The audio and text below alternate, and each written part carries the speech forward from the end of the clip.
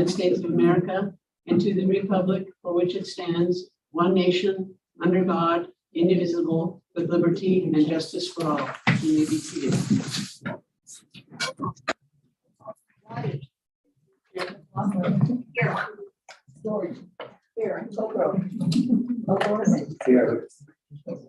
Wow. Myers. Maybe we have a form. Entertain a motion to adopt the agenda.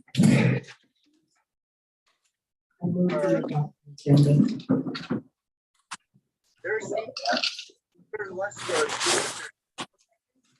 where one of the two of those people, their seats are because being they're vacant. So because of that, there's Okay, what's called off money? Mine. so five elections. Whatever, that makes sense. Have three David, can I have you mute nominated. individuals, please?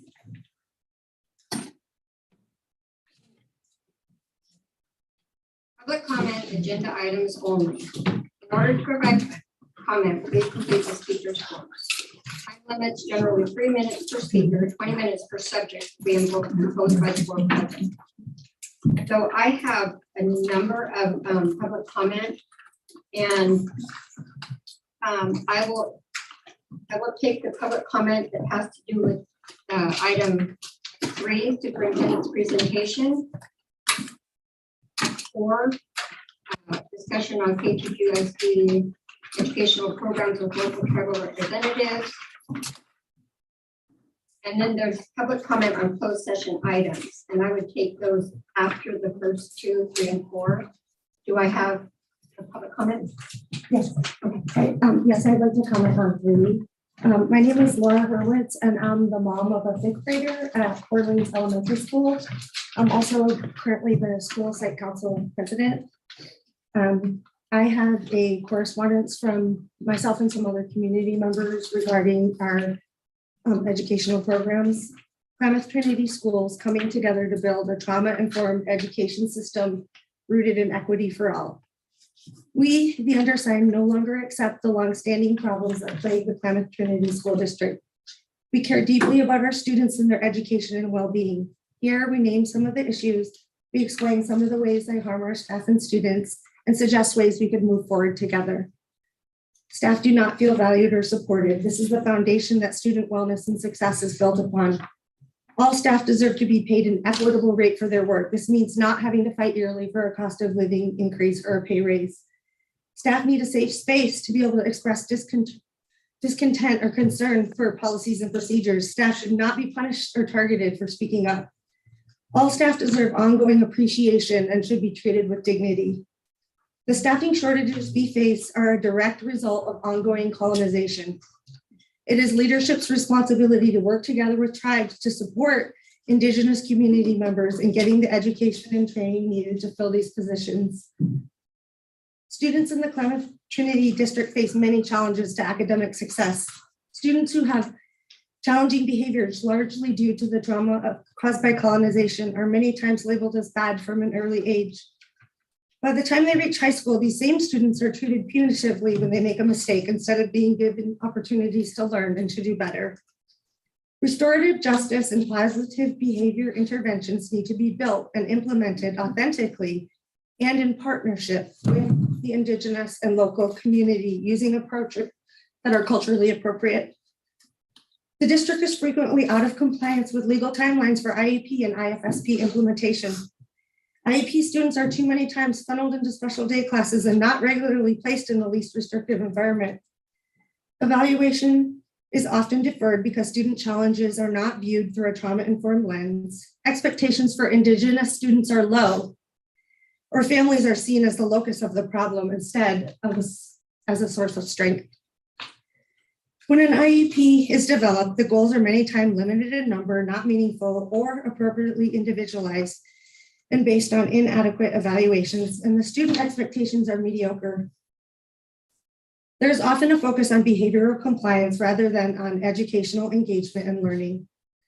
Students with disabilities often exhibit behaviors that communicate distress, that they aren't able to access the curriculum. Every child can learn, but only if there's adequate staffing, training, and a commitment from leadership. We ask that we create learning environments that meet students' needs, not require students to adapt to inappropriate environments or face segregation from their local community. Leadership that comes from outside the river communities does not fully understand the issues faced by our communities and the connection to ongoing colonization. A land-based, Indigenous-centered education is key to student success. It is imperative that KT leadership understand what settler colonialism is and the impacts that it has on staff, students, and families. Leadership must understand their own position in relation to ongoing colonization. Acknowledgement, a commitment to repair, and rebuilding trust through meaningful collaboration is key. Leadership must be willing to actively listen to Indigenous staff and community members about what staff and students need to create a healthy school environment where all students are able to access their education, and follow up by committing the resources needed to address those concerns. Ongoing lack of funding many times closes the door on innovative efforts groups and individuals have been trying to make. We ask that leadership seek outside regional, state, and federal funding sources to build upon the existing Indian land tenure curriculum and add to the existing ILTC to make it encompass more subject matters as well as outdoor learning. The LCAP process is not working as it is intended. Community members and staff are not being invited to share in the process in an effective way. We ask this be addressed by leadership. We call on the KT School Board to address these urgent issues in collaboration with the school community. Specifically, we ask the board to create task forces, trauma-informed staff wellness, trauma-informed student wellness, culture-appropriate curriculum, and a professional development for tribal community members task force. These task forces should be made up of staff, community members, students, and representatives from appropriate community groups and have as their mandate to analyze root causes and recommend specific steps the district can take. We have created a guiding document for these task forces to follow.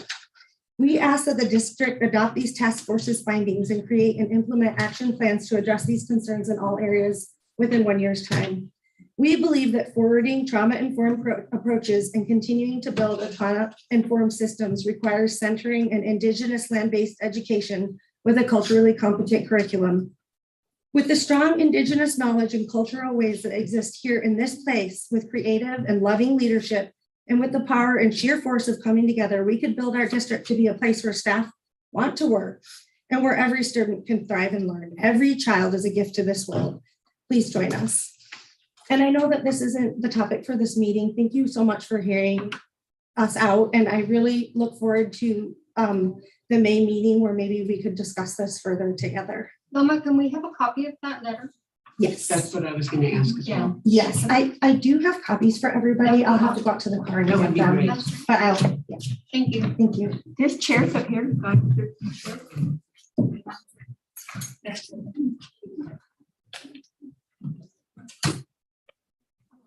Yeah.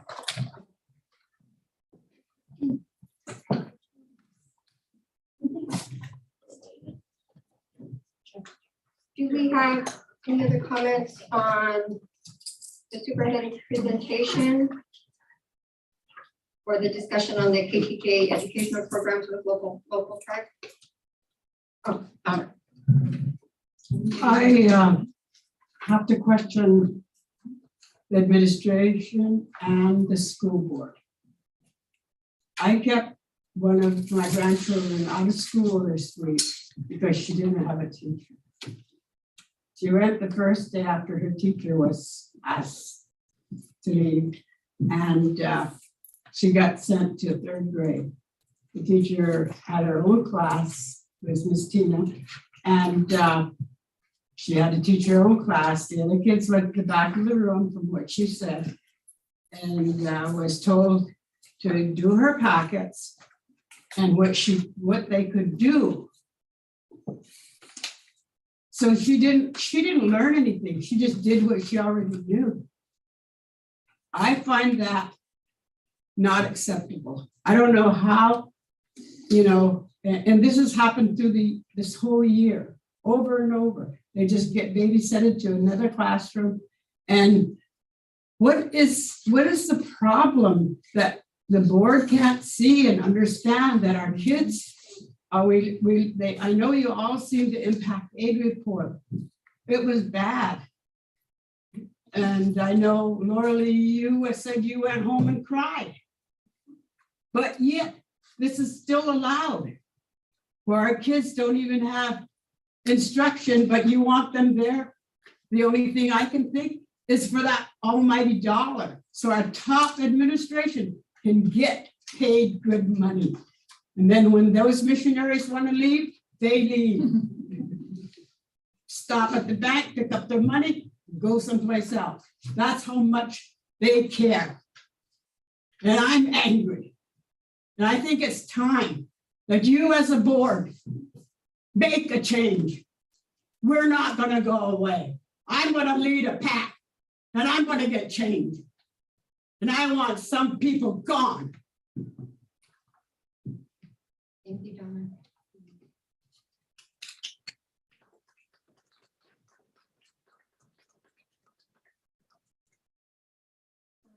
Any other comments on this particular? I'd like to say something. Thank you. Would like to say something. Okay, so today, I finally got a chance to do my regular job. So I went over and what Donna was saying is absolutely true. I was running all over the place like a chicken with my head cut off, trying to find out what kids are where in what class, because I had 5th grade and an 8th grade class, because they're teaching that now. 8th grade was way over where the 4th graders and 5th graders are. The only ones I could really find were the kindergartners and 1st and I think the 2nd graders, but everywhere else I'm sitting there going, hold on, 5 miles I put on today. Just trying to find kids. And that was only for maybe 3 hours. And it's not acceptable that this is going on with our school. I mean, our kids are lacking their education. They already were before COVID. And now it's getting even worse. We have kids not coming to school, parents not wanting to come to school. You know, it's not because they don't want them to test or anything. It's just that they don't know where they're going to be or what's going on or what teacher's going to be there or not going to be there. It's not fair to them. It's not fair that they can't get an education from, you know, kindergarten, 1st grade up. You know, we have no teachers to take their place. We're using somebody like Aaron West Crawford, who's supposed to be doing other things. But these teachers, Ryan Colgrove, I mean, they're supposed to be doing another job like me, but I'm not. I'm still doing, you know, what do you call it? Supplies and everything. You know, tomorrow I have to run uptown just to get all the vision and hearing information done because I didn't have a chance. You know, this is what's happening. You guys have to realize all of us work hard. We're with those kids every day through the good and the bad. You guys need to wake up and say, hey, what can I do for you guys? How can we help you? How can we get subs? How can we educate people to help us? That's what we need from the bottom to the top. I mean, look at your guys' bus drivers. And we're hurting bad. We have vans going out sometimes because unfortunately, some of our employees get sick or have appointment. So boom, they have vans all over the place. So then we're taking people out of their job to help them, which is fine. Sometimes we want a break to do that, but that's not the point. The point is, how do we solve all this stuff? I'm tired of watching our kids not being able to get a good education because this one's here, this one's there. Somebody from here doesn't like this. I really don't care if you don't like something, but come look what we're doing. Don't just sit at this table. Come to our schools, not just the schools you guys are allotted to. Come to every school because you guys make the decision for every school, not just Orleans, not just the Techno, not just Willow Creek, all of us. And believe you me, these people here, they work hard. We're trying to be there all the time that we can. And Lord forbid when I have to have a doctor's appointment, I feel guilty because I'm not there. Why should I feel guilty? And why should we have to say, if it wasn't for the kids? That's what everyone says. And I'm getting tired of saying, if it wasn't for the kids. Thank you. Thank you. So I'm here and I'm overflowing into this conversation and that conversation and this conversation. So, but I'm here on behalf of my colleague who is a former classmate, former teammate. And so, and that's Paige Matilda, you know, and he didn't ask me to speak. He doesn't know I'm here speaking on his behalf, but you know, for me, he's a mentor. He's a cultural person to go to, and he just does things right. You know, this is my 27th year. It's his 27th year as well. 25 with KTJ, 2 years down the river. And I've never seen anything happen like it's happened this year. Even our own administrator, and I don't know if you guys know all the details, but our own administrator is saying, hey, I don't agree with this. This is, just something that's happening. And, for us as a staff, we just came out of COVID. Our morale is really down because we do not have enough staff, like they're saying. We are being shifted daily into classrooms. Students are being shifted daily into classrooms.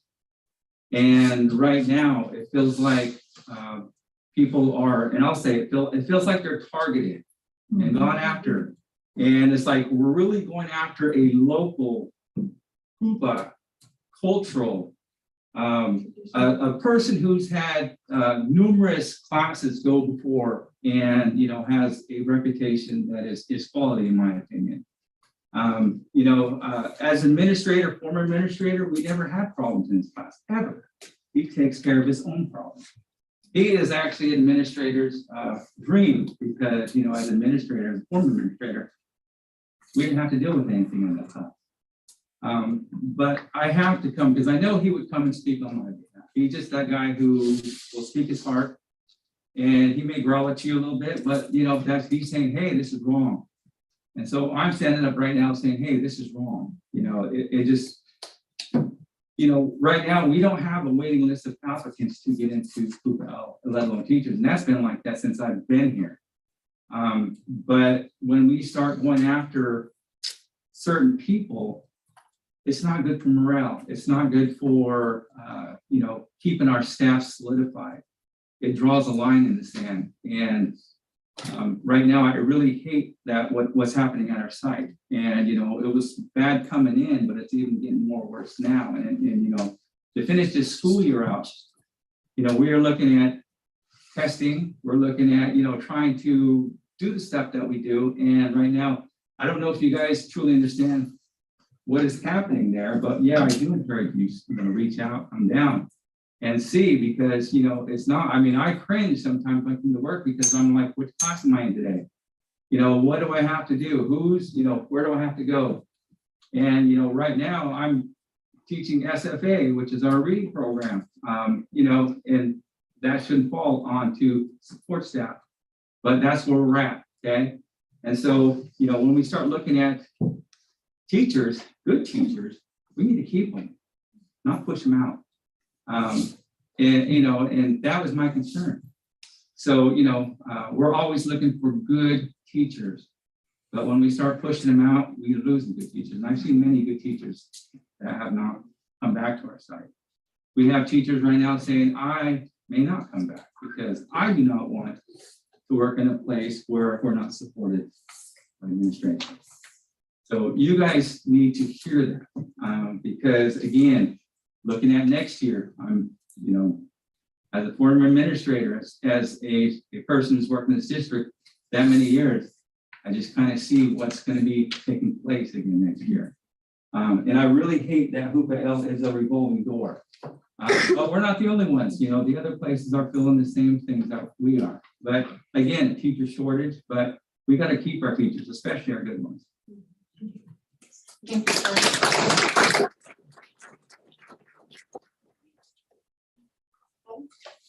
I have concerns. I understand the superintendent who had wanted Mr. Mitchell to leave for whatever personal reason she has. But when they do that, we have a vice principal and a principal. How come they're not stepping in to take that place? Or the superintendent can come and take that place. Somebody should. They shouldn't be shifted all over the place. Personal issues she shouldn't be allowed to do that, in my opinion. And in my opinion, she has an issue with Native people, but that's my view. And Paige, I can tell you, has been a great teacher, a great person, a community person. The kids in town know him, respect him. Now he's not afraid to go to somebody's house and say, hey, you may need to talk to your kid about this, or hey, your kid is doing really great at this. And for him to be pushed out and to made to be feel bad, she'll go and leave. But we're gonna lose somebody here in our community that's a part of our valley. And that's wrong. And if you guys allow it, that's wrong on your part too. That means if somebody has to go, I think it should be the superintendent.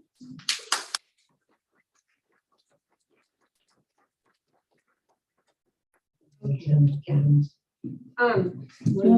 May I speak? oh, can I just have 1 moment?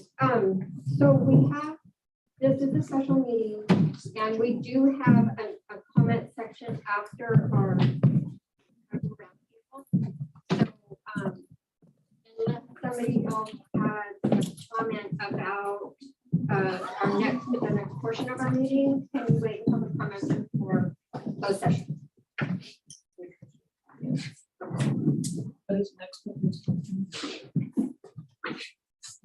I have a question then. Are you saying that you're not going to hear everyone's concerns? We are, You will hear everyone's Yes. concerns. we will. Because We had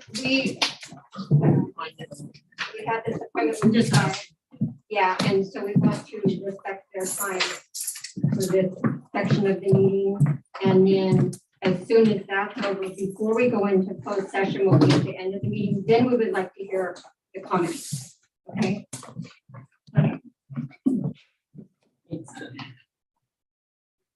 Okay, we have one Martha? question. I'm sorry. One more question. If I have a comment after agenda item 3, am I allowed to comment at that time? Yes.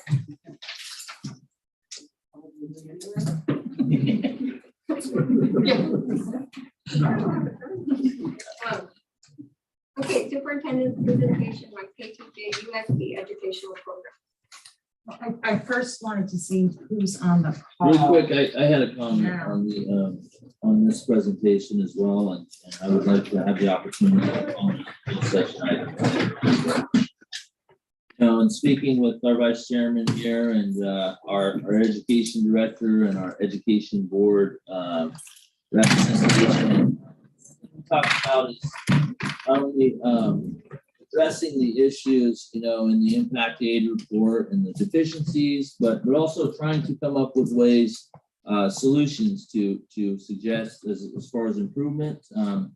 The LCAP was a major concern of ours, and the outreach and the amount of, focus that we would like to see on that, as far as making sure that all the key stakeholders are engaged, fully engaged, and they have the full opportunity to know. From what I understand, there were people that were key for certain areas that weren't aware of some of the LCAP activities that were taking place. So we think that'll be important. We'd like to see a greater focus on the trauma-informed movement, more collaboration between the tribes as we work towards trauma-informed. Tribal consultation is another big one. And looking at the state and federal requirements, there's a lot of focus areas that the tribe should be consulted on with regards to, titles 1 through 9. We don't see that happening. And we should be signing off on that stuff at the end of the year. And at this point, we don't think that we could really sign off as we haven't been consulted on those specific areas. And so those would be some of the areas we feel could be improved upon, but also the, with regards to our academic programs, we need greater stability. We need to make it a priority to keep our longtime teachers here. This constant turnover, Aaron had mentioned it a little bit. It's not good for anybody. Growing up here, I had the benefit of teachers that were here for a long time, including Mr. McCollum, and to lose people, to have turnover all the time. We'll never get on stable ground if we can't do that. So I think that needs to be more of a focus. We lost our school nurse earlier this year. And when that position was re-advertised, the level of pay that it was offering, couldn't attract any nurse. I mean, a nurse, that they're well sought after. I mean, the amount of pay that they get in other places, it has to be competitive here if we're going to replace, fill those positions. So if we can make that more of a priority is long-term staffing, for our schools.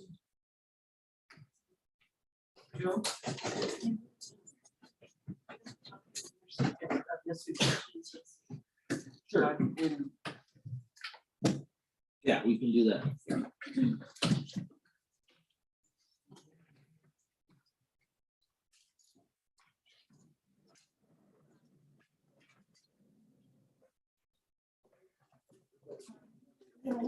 able to put the, who's on Zoom, just so, or unless David can tell us, I can only see us, Lori, and. Roll call on that? Ask Martha who's on. I'm sorry, you want to see? Yeah, we just don't know who's on. One sec here. We have once.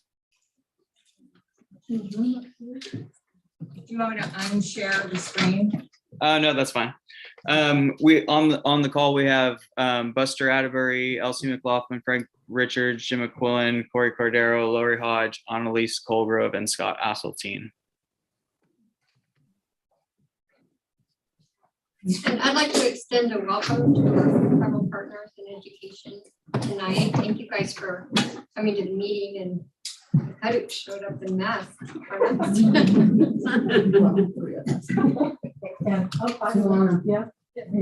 much.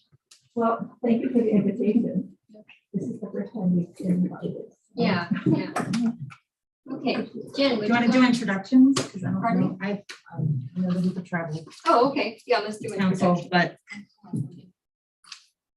Let's do something. Okay.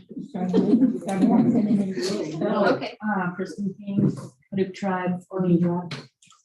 Renee Stalker, Karuk Tribe, Orleans representative. My name is Josh Saxon. I'm the executive director of the tribe, and I spent 4 years on the tribal council as well. And it's really good to see all the familiar faces in the room. So looking forward to a productive conversation. Joe Davis, Chairman, Hupa Tribe. Everett Goldgrove, Vice Chairman. I can't see that far. Lori Hodge, and Lori is, I'm the East District representative for the Yurok tribe. Buster Atterbury's on there somewhere.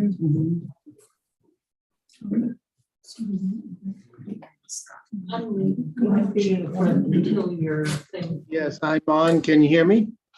Yes. Yes. Thank everybody for all the information. Just a quick comment. I know I have Orleans representatives, council persons there at the meeting, and they know more than I do about what's going on. I just listening to some of the concerns. I want to. I'm the Pacific Region representative for TBIC, which is a Department of Interior tribal budget meetings, and co-chair of the education subcommittee to TBIC. And I, one of the issues is funding, so we can have teachers. The fact of the matter is 93% of all tribal students attend public schools. And a couple things we've been working on. One is reopening tribally controlled school systems, pretty much the same as VIE schools. And kind of revamping all the Title VI, all the funding that we get for education, and ask for more. Thanks for letting me comment. Appreciate it. Thank you. Anybody else that we need to introduce? Yes, hello, Ayakwi. This is Jim McQuillan, the Yurok Tribe's Education Director. I'm also here with Corey Cordero, our attorney from our Office of Tribal Attorney, and Assistant Education Director Elsie McLaughlin, along with council person Lori Hodge. I do have some comments on the LCAP if you're ready. Can you hear me okay? Yes. Okay. Thank you for this opportunity to meet with tribes and the community on the LCAP process and input for the Klamath Trinity School District. Thank you very much. First of all, in the LCAP plan, I'm very interested in the learning loss plan within the LCAP planning process, what are we specifically doing to mitigate the learning loss that the kids have had over the past 2 years due to the pandemic? Very important that we do everything we can to mitigate the learning loss and help the students. Similar to what Chairman Davis said, we are also very interested in working together on recruitment strategies, anything we can do to help out and work together and think outside the box in terms of recruiting staff, both classified and teaching certificated staff, to get some stability with the staffing. And I think we should perhaps have an ad hoc committee just on recruiting. There's a lot we can talk about and come up with outside the box on recruiting strategies. I think we really need to go back and look at the IPP recommendations over the past 2 years. The Indian Policies and Procedures Committee has come up with lots of recommendations for the LCAP planning process. And in fact, about 1 year ago, under Margot Robbins, we voted on the most important strategies for the LCAP input. And the top 3 strategies that came out are social and emotional supports, including trauma-informed practices, cultural learning and language support. You know, we'd like to see more language offerings, perhaps at the middle school, such as Yurok language. And then CTE support, you know, supporting students on the career technical education pathways and doing what we can to rebuild those shops. We'd also like to see a follow-up. This is outside of LCAP, but a follow-up on the redistricting. You know, a couple of meetings back, there was a very short time frame on redistricting for the school board. We need to follow up on that. We did talk about following up, being the plan was on such a short time frame. Specifically related to recruiting, we want to make sure within the LCAP plan that there's adequate busing support to get our students to school and back home from school, and especially the downriver schools, and ensuring that there's adequate support for busing, including after-school busing if possible. So that's a few comments I have to start us off. Thank you. Thank you for listening to me. Thank you. This is Lori Hodge. Can I also make a couple of comments, just because Jim did touch on several things I wanted to comment on also. The busing is a huge one. I mean, how are we going to get our children to school and back if there's no busing clear downriver? And I don't know if there's a way to work with the tribes more to get more information, maybe the tribes busing, or there's got to be an answer to getting the children to school and back. I mean, Orleans has no busing. So, I mean, we really need to look stronger at that. And I also, you know, I was going to say update on the redistricting, Jim. So I was really glad you mentioned that. But now, you know, with the UC fully funding state tuitions in California, I mean, we really got to jump on that and do whatever we can to take our kids to the campuses. And I know we have programs doing that, but it's just going to make it all that much more fun to get that done. And I think it's another thing is with the IPP, I just don't feel like the school board is using that task force up to how they're supposed to. And we're a very informative group and lots of knowledge. And I just don't understand why we're not being utilized more like we're supposed to be. So I would like to see some changes on that. I mean, that's a huge one, but I'll save in case I have any more comments later. Thank you for letting me speak. Thank you. Jen, would you like to show your presentation? Yeah, it was just a handout, and the purpose was to just give a very broad overview, because I don't know what everyone knows about the different departments and school sites. There's starting with that, it is still currently a 7 trustee area district. And the internal lines for the trustee area just recently changed as a result of the census information.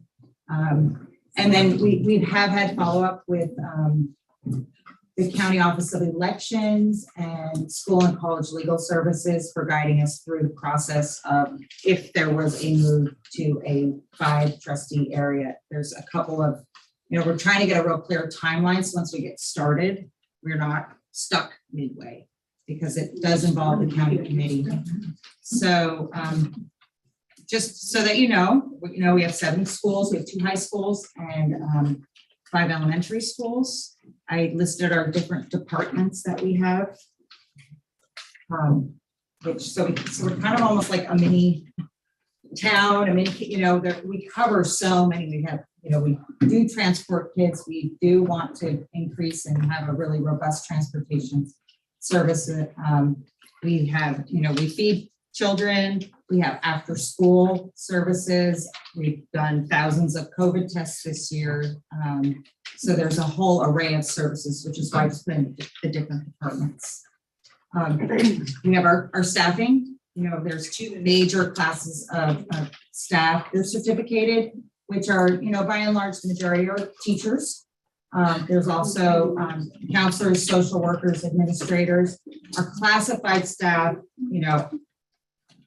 are what they're the movers and shakers. That's what makes things happen in the district, getting kids to school, getting kids fed, doing outreach. So I just wanted to give you some information about the number of people that are involved with making these, every day happen for the kids.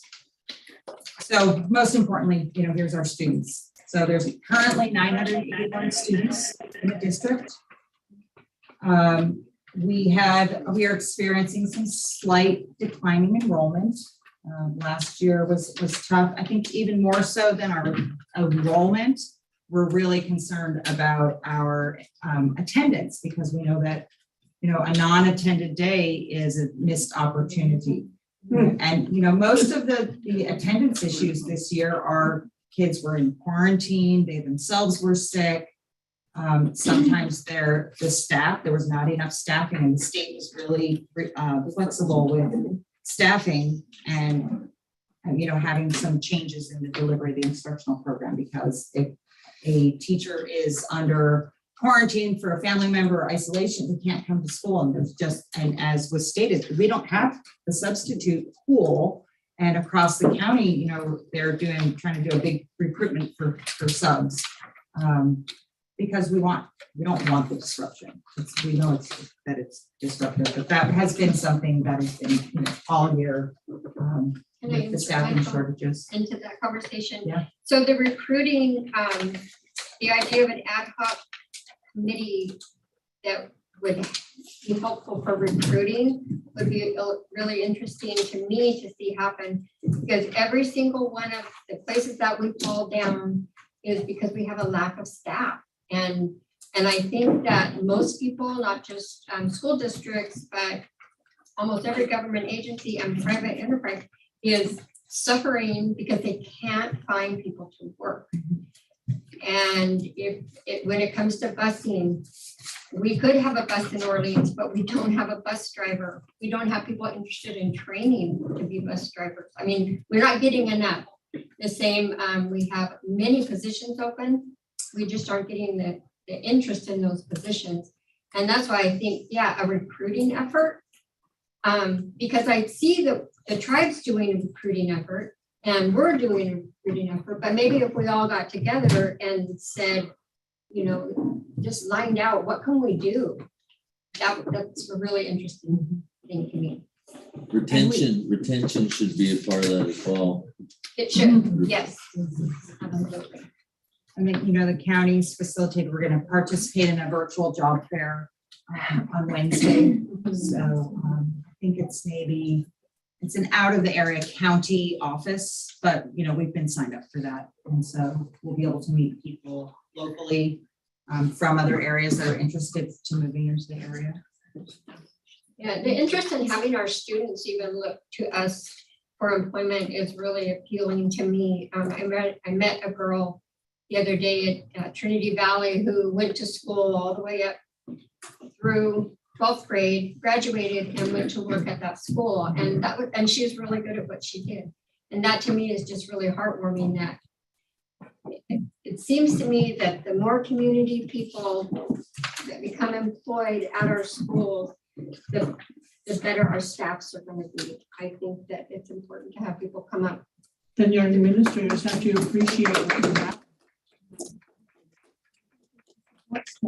But they don't feel appreciated by your superintendent. Yes. So, and we've had discussions about having, just preliminarily partnerships. So because our high school students may be, on the tribal councils, they may be working for natural resources or forestry. So we've started thinking about how do we bring those, pathways to the high schools and younger.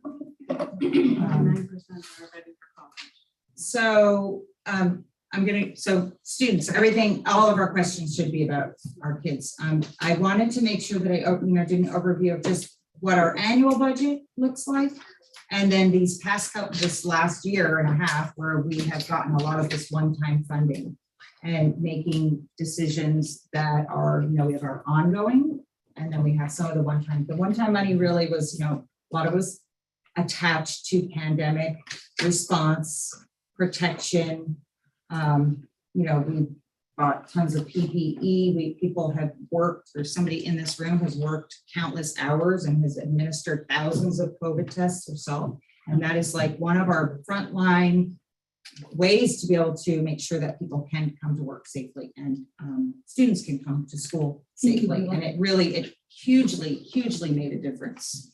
And when Verla talked about not being able to do her regular job, that really was the impact was very real across, the work didn't stop. It was just going ahead and continuing to have the need to make sure that that we were testing. I know that other people have been recruited to do that as well. So we have our annual budget.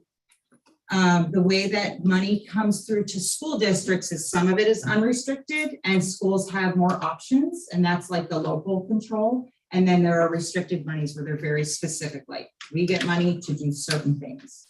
So there's different funds like special education. We can't buy a bus with special education funds. It's for services and staffing related specifically to special education. Whereas our state money has more flexibility. And that's most of what our money comes in. Most of it is unrestricted. The vast majority of it is invested in people. And we pay, that's salaries. That's pretty typical for a school district. Salaries, benefits for people, services, and then materials and supplies. So I just listed a couple of the one-time funding with emergency and secondary school emergency relief, the American Rescue Plan. We have an expanded learning opportunities grant. There's actually 2 different ones. And then in-person instruction. So the state said, we have an interest in getting kids back to school at a certain point. They stated that last year, and they were incentivizing that by attaching some funding to that. So this is a slide that just kind of gives an overview of the thinking in education and in terms of some of our goals. So when we talk about building an educational system, most of our efforts should be, invested in delivery of services that all students have access to. And we talk about the academic, behavioral, and social emotional supports that students receive. Jim had talked about social emotional being identified as a top priority by the IPP task force. Other educational parents last year reported that academics that was the top priority. So, it's something they're all related services. They're all related to every child and every staff member. They impact one another. So there are supports that are provided for all students, and that's just the kind of the everyday what everybody gets. And then we implement some targeted supports for some students that may need additional help. And so that could be some of the small group instruction. Maybe we have some behavior plans for specific students.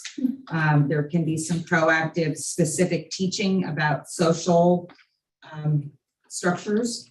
And then what we call the tier 3, that's intensive. And that's where we fall into things like special education. They're very individualized services, whether they're behavioral, mental health, or academic. So usually this is drawn as a pyramid with the base being really the biggest part. That's all kids. And when kids get receive tier 3 services, we don't stop providing them tier 1 services. They still get all of those initial supports, and then they have additional interventions. So I just wanted to give you a baseline.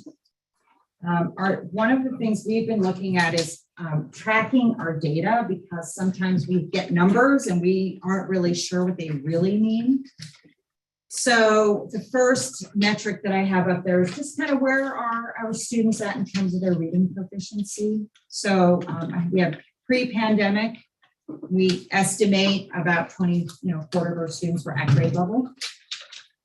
We have multiple measures. We use local assessments, which are normed, the math test. We use our state assessments. And then just so that you can glance at where we're at, what we did was set 3-year goals. So for reading, we're going to try and double the reading proficiency. For math, we're going to try to double the number of students that are proficient. And I know that there was the LCAP, being developed is setting goals that are 3 years out. It used to be you had to set a new goal for each year. And a year is really hard to see improvement. I mean, things just take time. So I just kind of broke it up just into the reading and math, and that is, all grade levels. And then some things that are specific for the high schools. The way that California Department of Education, they have a measure called the College and Career Readiness Indicator. So we had just been looking at how many students we want to be what's called prepared. And then there's this other part that's approaching prepared. Maybe not everybody's quite there, but I think it's significant to look at kids that are kind of nearing that measure for college and career readiness. So we have 5% prepared. This is last year's, 2019, 2020 data, and 12% that are approaching. And so we wanted to increase that. And that has to do with the types of courses they're taking. Students that when they're taking the standardized test, if they have a certain score that would trigger them to be considered college career indicator, if they complete a CTE pathway. So there's a number of different ways by which the state will say to us, these students are prepared for college or career. The next measure is about completion of A to G courses. Those are the courses that are recognized by the California State University system and the University of California system.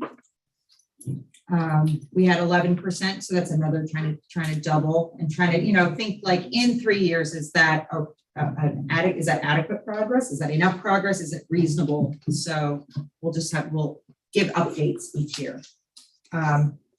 Prior to last year, we had no students that had gone through a career technical pathway. So this is our first, not zero, in a couple of years. So we did have a student that went through and had met the requirements for a pathway. So we want to increase the goal. The 3-year goal originally was just to really offer a program, because we didn't see that there was no way kids could go through if we didn't have a pathway. So what we can update that, because we have a student go through and meet the CTE requirements. And then we did not have students that had met the advanced placement, but we had offered advanced placement. So now that we're kind of back to hopefully what will be, years of instruction in-person instruction, we can look at putting in AP courses, because kids can't take, AP tests if they don't have AP courses. So it's looking at what kinds of offerings there are. And then it's not necessarily a goal. It was something that came through one of our meetings to talk about the dual enrollment as an option for students to be able to take AP courses. Jan, could you give an update on the building? Yes, yeah. can I wait for next at the end, where we're going? Or I guess because it's CTE, you wanted to talk, yeah. So we have been offering CTE courses, but in a classroom rather than in a full facility. So we have cleaned up things with the Office of Public School Construction almost fully. We have enough, what they wanted to see was when you start a building, are you be able to finish it? So Harmy and I think Missy meet with the architect team weekly. We have legally broken ground. There has been work that's been done. We're hoping that we will be able to have classes in there next year. I don't, we thought that last year, then we ran into other things. So we have the plans, which I don't have a picture of it. And I don't know if they've done summer building is kind of, what we're looking at. I don't know if you have any other updates since your meeting. Did you have a meeting today? We canceled our meeting because we had for just the approval with CDE. So there's several different processes that you have to take in order to start the process and to be able to finish the completion of the process. And so we have started that process, and because our plans had gone over like the 4-year, we kind of had to start from scratch and do those steps again. So we're looking, we're starting it where we broke ground. That was just the walkway, but that was good enough to retrigger and get us going. The building will be scaled down to the size in which our funding can afford, and that we could offer it's a nice building and still have the different CTE courses within the same building. And so it's pretty exciting. But yeah, that's a weekly meeting, and we have a great architect team we work with and a good financial advisor that's helped us get through these processes so that we're moving along pretty smoothly actually. So yeah, and $3 million of the project is grant funded. So, in terms of, I know that there was an ask for seeking outside funding. So we have to do a match. So the district has to have, we had to basically borrow money. We have a finance plan. That was one of the requirements before we, start construction, because it's so disruptive, to make sure that there's an end in mind. That was part of the requirements with the Office of Public School Construction. So part of it is finance, and we have, we have a debt service, and then part of it is grant funded. And so the 3 areas that are focused in that building, which is 6,000 square feet, are auto, welding, and wood. So that, those are the 3 pathways that will be, the classrooms that will be in that building. And I think that it might be worth commenting that there are other options for CTE that I know at Eureka High you could take basic firefighting. And I think we may have done that here several years ago. I just think that there's a lot of different ways that students could go from school to work. Yes. With some skills. And we do have somebody, teaches wood shop. Oh, okay. That would be great. And again, I think it's, connecting and finding the right resources. Right. Yes. Just some other, so I'm going to go back to just some other, indicators of kind of where were we, where are we, where do we want to go? Our attendance before the pandemic was about 93%.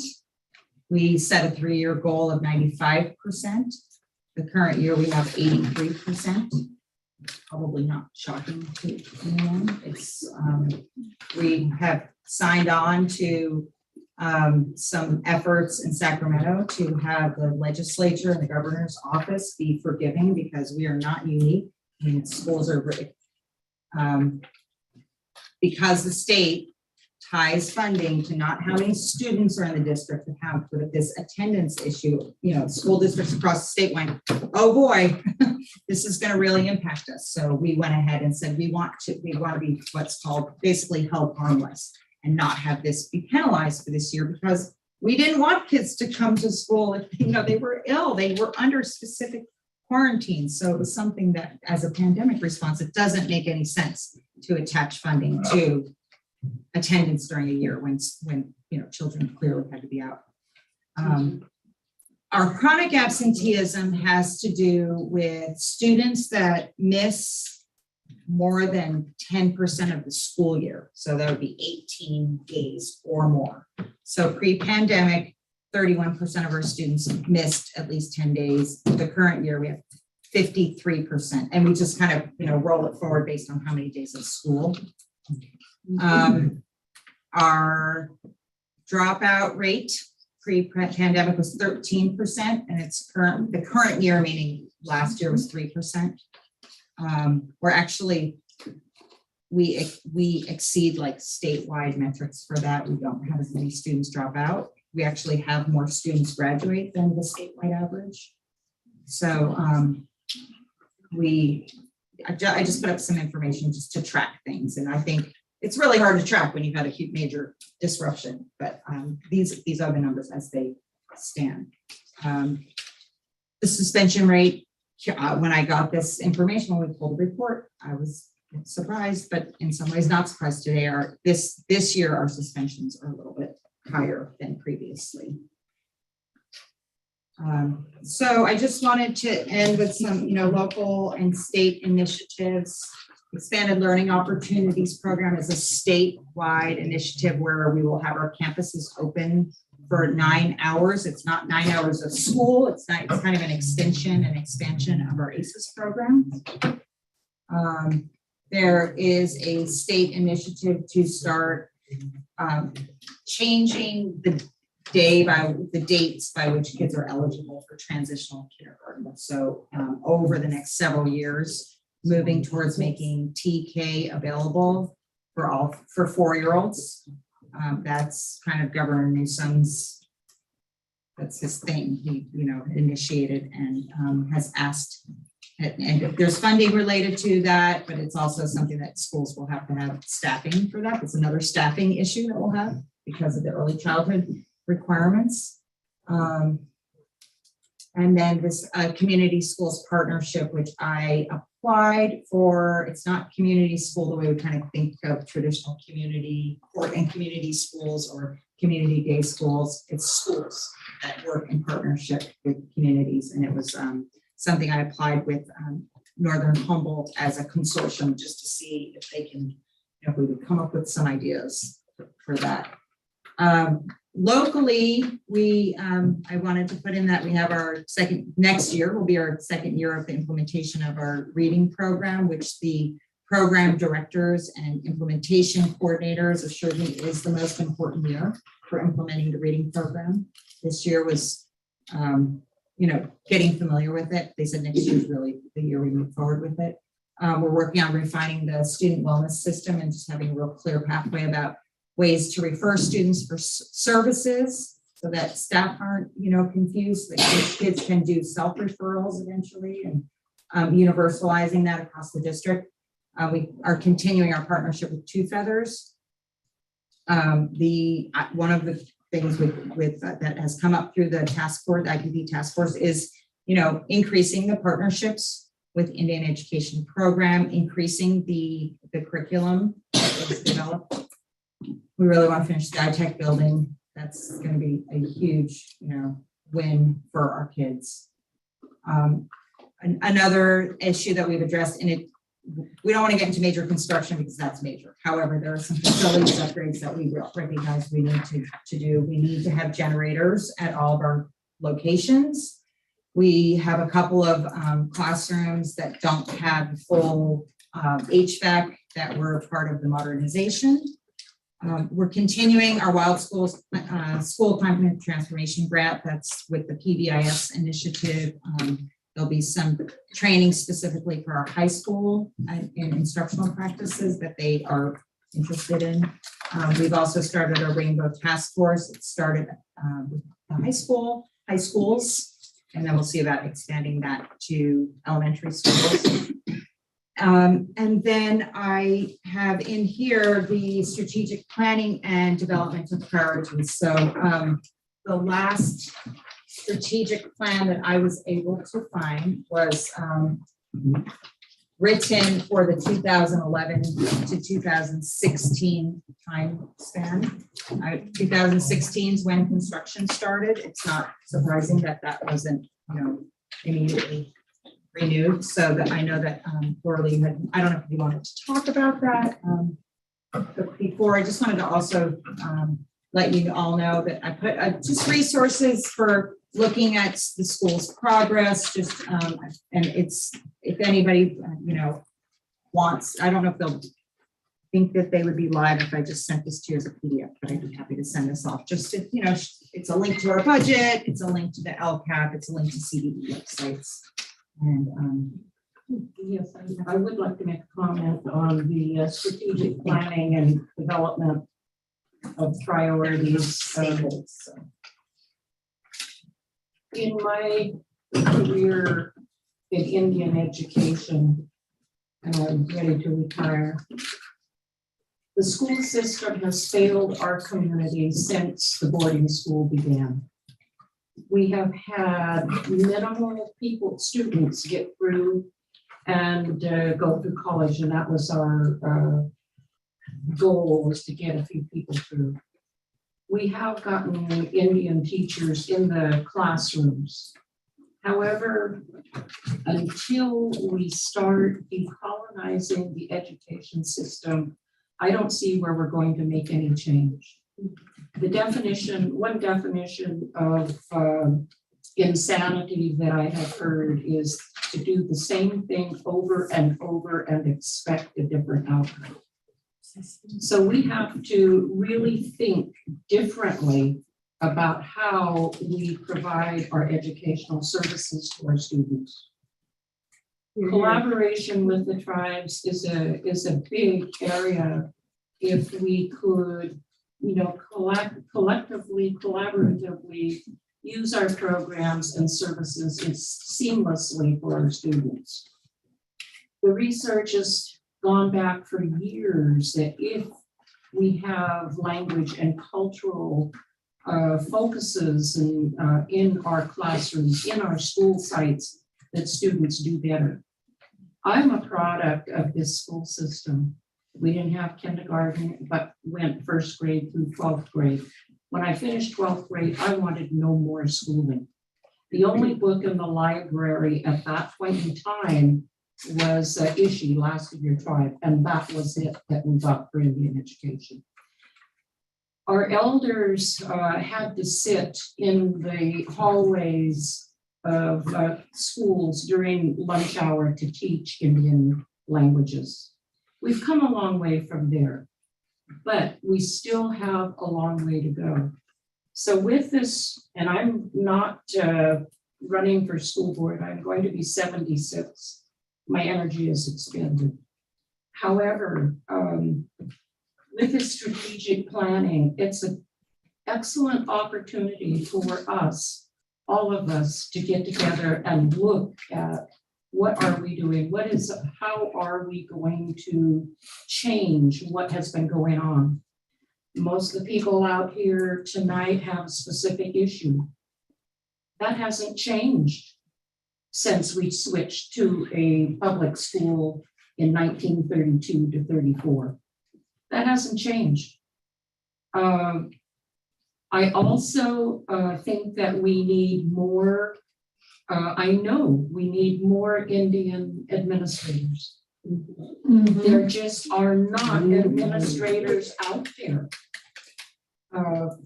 Where are, I know a group of the ITEP students that I mentored going through are retiring. And so where's the new crop coming through? Nationwide, there's not very many people in general going into education. So I wanted to just make my statement here that this is an excellent opportunity for the 3 tribes and the school district to work hand in hand.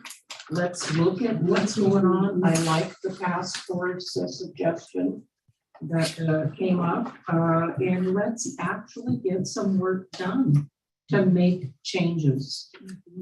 We can change faces at various levels, but when we bring new people in, we have to start from zero on cultural awareness. And we need to change the focus of our school district. So I think we're all ready. We just need to spend the time to do it. So that's And I just want to say, I think tribes have a great deal to offer. And I think we do need to get together and work together for the good of our kids and our futures. I also think that college is not necessarily the key focus. We need plumbers and electricians and all of those. Nobody's stepping up. And I think our whole focus has been on higher education and college degree. And then they get out and they can only find a job at Target. You know, I really think, you know, we need to look at the whole picture of what we need in our communities and how we can help our young people reach those goals. Well, and with the partnerships, you know, I got some specific feedback from principals who are extremely grateful for the tribe, the tutoring that is happening, supporting kids in athletics and the major role in the COVID testing that was able to be done successfully at the Orleans Elementary School. And those are the kinds of partnerships that, you know, I was asked to acknowledge. And then I think extending that. And I do think there has been a hyper focus on college. And I think across the country, I think that was the narrative. This is I mean, we would go to high school presentations and the focus was if you have a degree, you're going to make more money. That's kind of was the selling point about why you should go to a UC. I remember going through that. And there was really not an area for discussion about that's plan A. And, you know, it seemed very driven that way. And if you can't do that, that was kind of the attitude.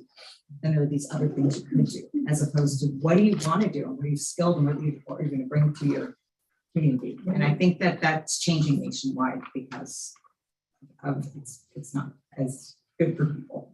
A couple other things that, you know, have been really helpful for our schools are there's a big appreciation for keeping kids in school. So the work that we've done with the wellness court, and I guess the truancy wellness court and the programs of connecting students with the and providing services rather than having this punitive, you know, really working on collaborative way to give kids services rather than have them be out of school. Because if they're out of school, that's then they're not with us. So I just wanted to acknowledge that wasn't both the Hoopa High and Hoopa L administration were grateful for that. And then transportation, I know Lori Hodge spoke about transportation, and we're in agreement that is a big issue. We do have some potential, we think we have some potential bus drivers that are going through training,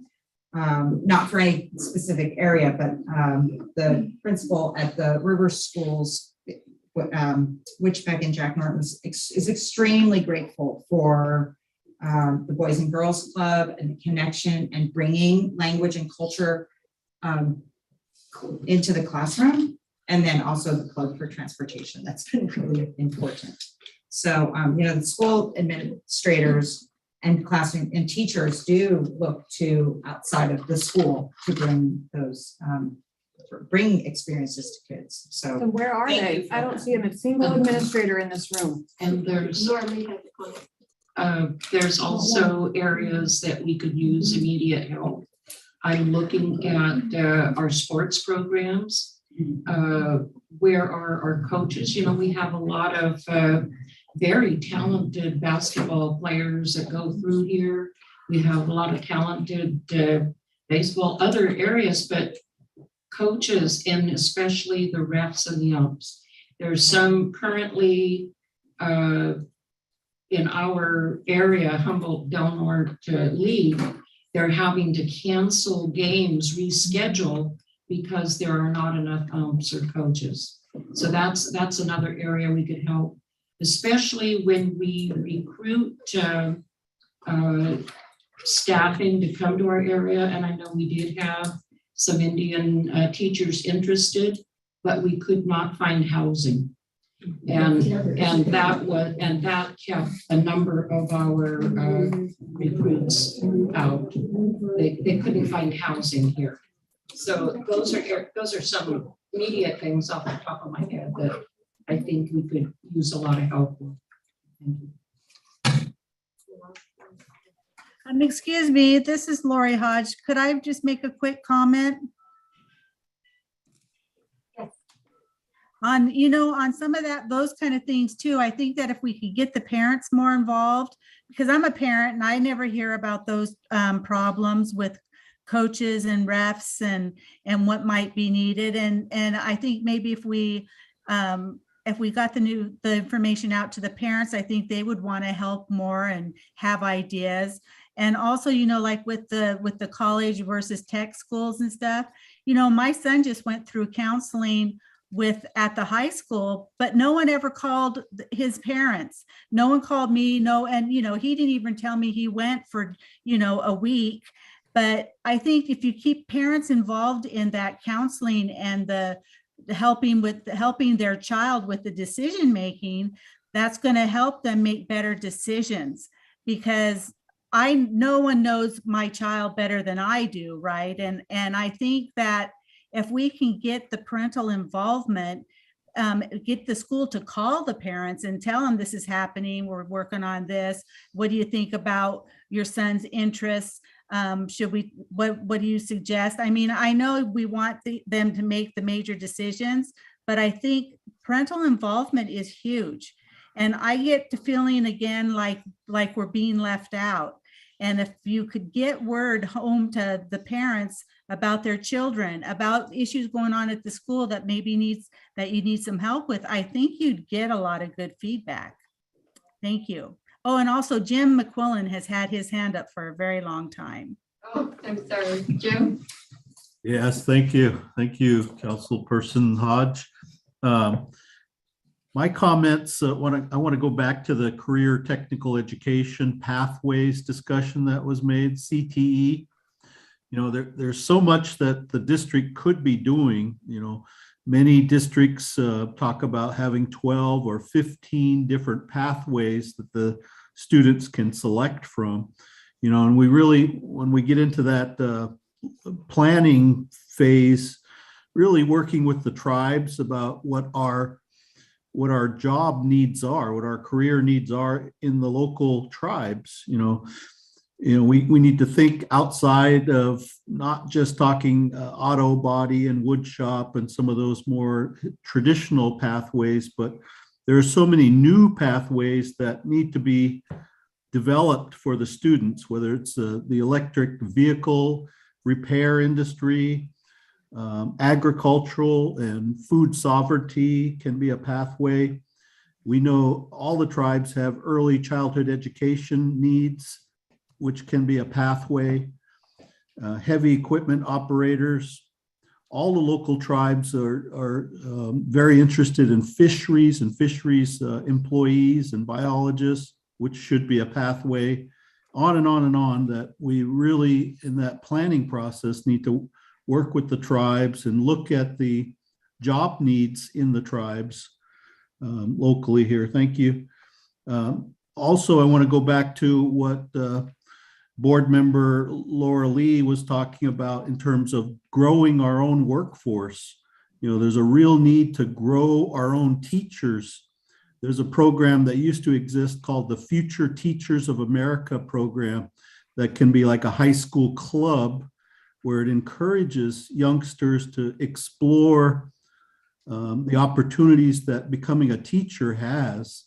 Future Teachers of America, and starting the kids off early to grow our own teachers, grow our own classified staff, our own bus drivers, helping kids to explore that as early as possible.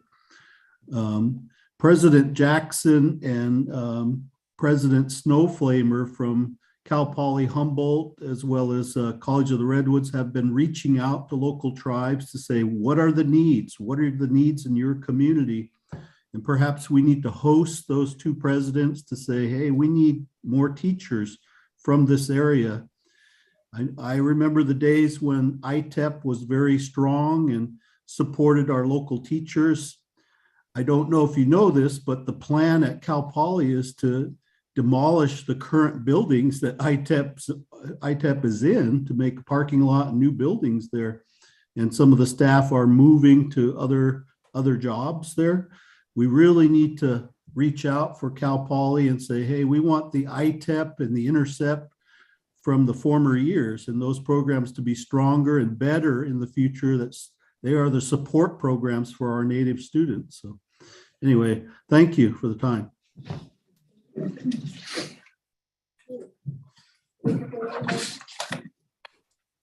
I just wanted to add to that. I was going to bring up that CR and Cal Poly Humboldt as well. They definitely want to work with our tribes and our communities. And one of the things I had talked to them about is a pilot program where we partner and we focus on, preparing for the drought or for climate change, water efficiency systems. The pandemic was a real eye opener for us with regards to food security here on the reservation. And so we had, our grocery store, we couldn't get enough food, to supply the community. The trucks would show up half full. And so I think that we should really look at maybe like a Future Farmers of America program as well. Develop our students so that they can work on self-sustainability, being able to produce our own food, make use of the land and the water that we have here as climate change gets worse, having efficient systems. And I think that there are a lot of resources out there, including the two local colleges, Cal Poly Humboldt and College of the Redwoods. And then Matt Douglas, he's kind of our internet guru with the tribe. He had mentioned to me about this, there's a $7.19 billion emergency connectivity fund grant coming forward. And that may be a good opportunity for the tribes to come together, all three local tribes, and partner with the school and go after more funding for connectivity and redundancy. I know you guys have done some good things already, but there's a lot more work that can be done in that area too. Joe, I'd like to say that being on the canal board, I have suggestions to the board if there are places where our youth might be able to get employed to teach them some of the basic things as like receptionist or in the child grants and stuff they have. And so Steven's going to be looking into some of those as far as I know, to just help some of our kids out. And if they should leave, at least they have an idea of maybe they could get a job at a place part-time in the medical field doing something. So we are working on that as far as I know. Yeah, that's a great opportunity.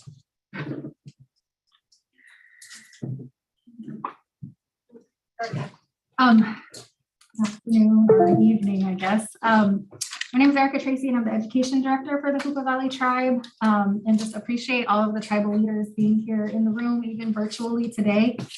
There are a few things that I'm hoping we can follow up with as well.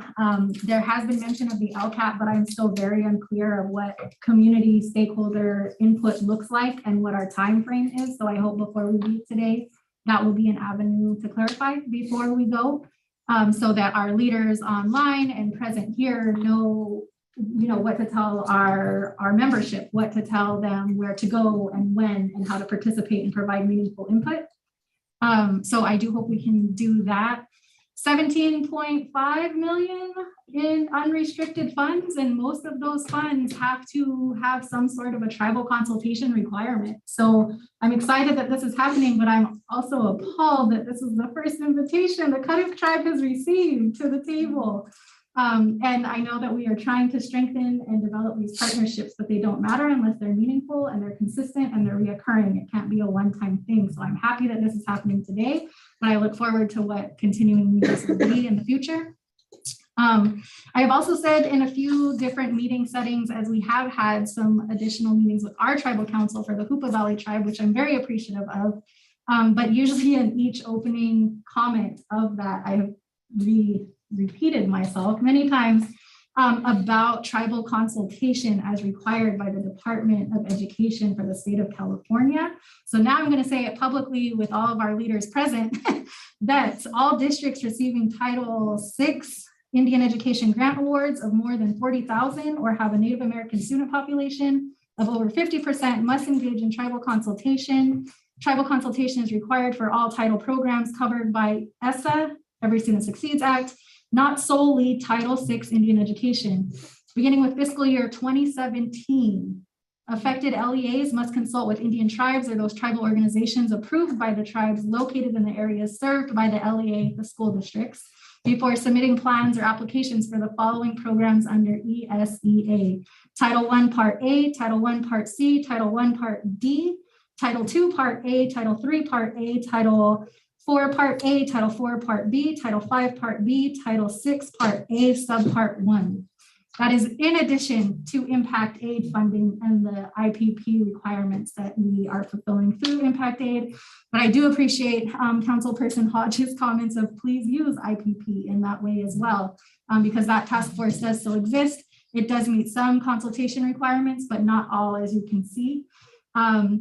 So California was behind the times, and so ESSA was reauthorized in 2015. They did not publish their toolkit until July 2021, but there is a form that exists that has to have a reaffirmation and a signature space for a superintendent and tribal representatives to say, we have affirmed that consultation occurred and that the following topics were addressed: how students' needs will be identified, proportion of funds allocated for services, what services are offered, title programs under ESSA, size and scope of equitable services, how, where, when, and by whom services will be provided, equitable services to teachers and parents, how services will be assessed and improved upon, how and when decisions about the delivery of services will be made, and parent and tribal engagement.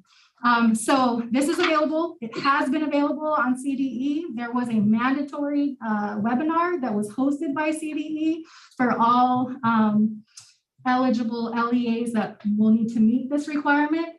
Last I heard in checking with CDE and my contact, Ktjusd never participated in that webinar, which they were surprised by, in the fact that they thought that Ktjusd would be leading the charge in this. And we do that in many different ways, but not formally. So I do hope and challenge you all as the school board to please help us get this done so that you can confidently submit that form that will be required, I assume, for the next fiscal year, as this was 2021, so probably going to the next fiscal year, that will have to be required.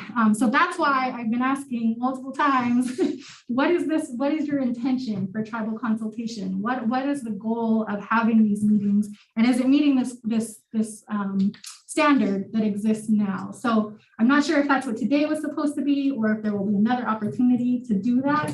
But I just wanted to bring that to your attention, and especially in the presence of other tribal leaders and other tribes here today. And other than that, I just wanted to also echo TK. The impact aid report to communities and tribes, we noticed that there's been a dip in what happens for our children that usually are coming from tribal programs in the early childhood setting. And then they're coming to our district, and then somewhere along the line, something is happening. And we're seeing declines in scores, declines in things. I personally don't believe that it's attached to our teachers and the primary grades. I believe it's attached to the support that those teachers receive and the lack thereof.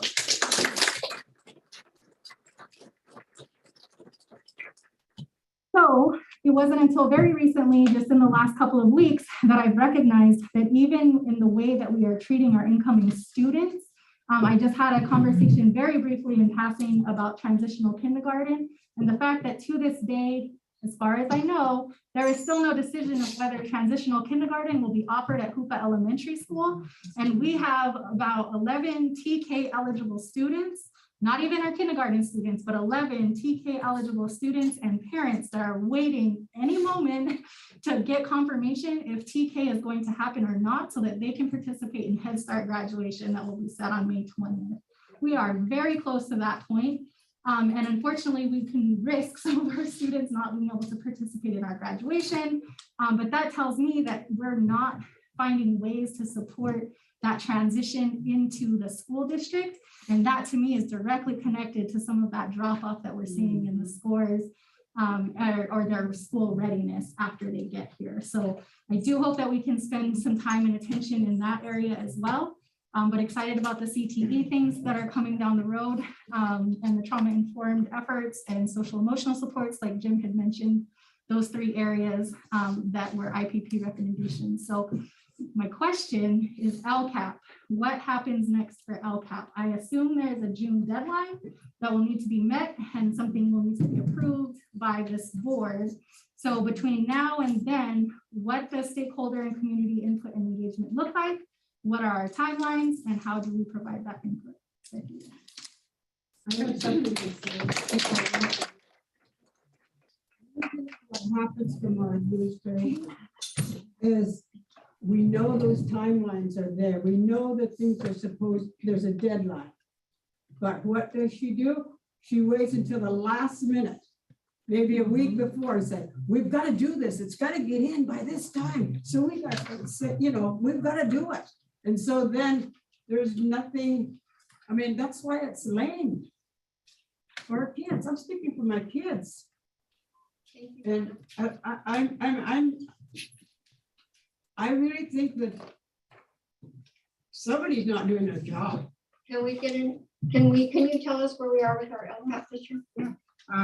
I think that the question that came up about the purpose of the consultation is kind of what does consultation look like would be good to define and agree. I don't know that this was in, I think this was like, let's see what I think Dana actually was used in, you know, around the office, the same round table, just to get started. And so we have had, I mean, some of the information that I presented are LCAP metrics. So it's like, this is where we're at. We can't make any real decisions until we kind of true up our information and get some of the data updated. So going backwards, going current, and do we want to set new goals? But really it's looking at, you know, what kinds of goals do we want to set and what kinds of resources do we want to attach? So in terms of the process, you know, we've had the LCAP, there's been little updates along the road, but there were, I think, 6 different community meetings, and we're just kind of taking information in to incorporate that. And then we can, you know, say, this is what we learned. We did an update in, you know, the newspaper about, it was interesting. We've done 2 surveys and a number of community meetings, and that's just to kind of gather the information. And so it's taking that and saying, these are the things that we found. We know that people want electives, for example. We did have the IPP. It was supposed to be on the last IPP task force meeting. I know Jennifer just published the agenda, so that's, well, it'll definitely be, you know, that will be part of it. For the IPP meeting, can you provide us the numbers of those community meetings, the participation, and how many of those individuals are not affiliated with the district, like district employees versus community members? Yeah, I got it. Hello, my name is Elsie, and I agree with the question that was just asked about how many. It would be good to know how many community members, parents participated, and what specifically their input was. Like, is there a list? Like, what did the people want to see? I think that Donna and I think Councilmember Hodge and Loma have all stated, if we ask parents what they want to see and what they need to have successful students, we will get the answers that we need to make sure that our students' needs are being met in the school. Thank you. I have one more thing. You said you don't have the current information, but you looked at the impact aid and you've seen where we're at. Martha's mad. I think she said, you're right. So we had two surveys that went home through Parent Square and were also sent home as paper copies. One was on school climate and the other one was kind of more focused. Well, the first question we said was, how is the best way to reach you? And we did find, the majority of people did say that they like the Parent Square platform for families. But that wasn't by no means the only way. And that's why we've been putting things in the paper pretty regularly, trying to get our electronic media updated, which is tough.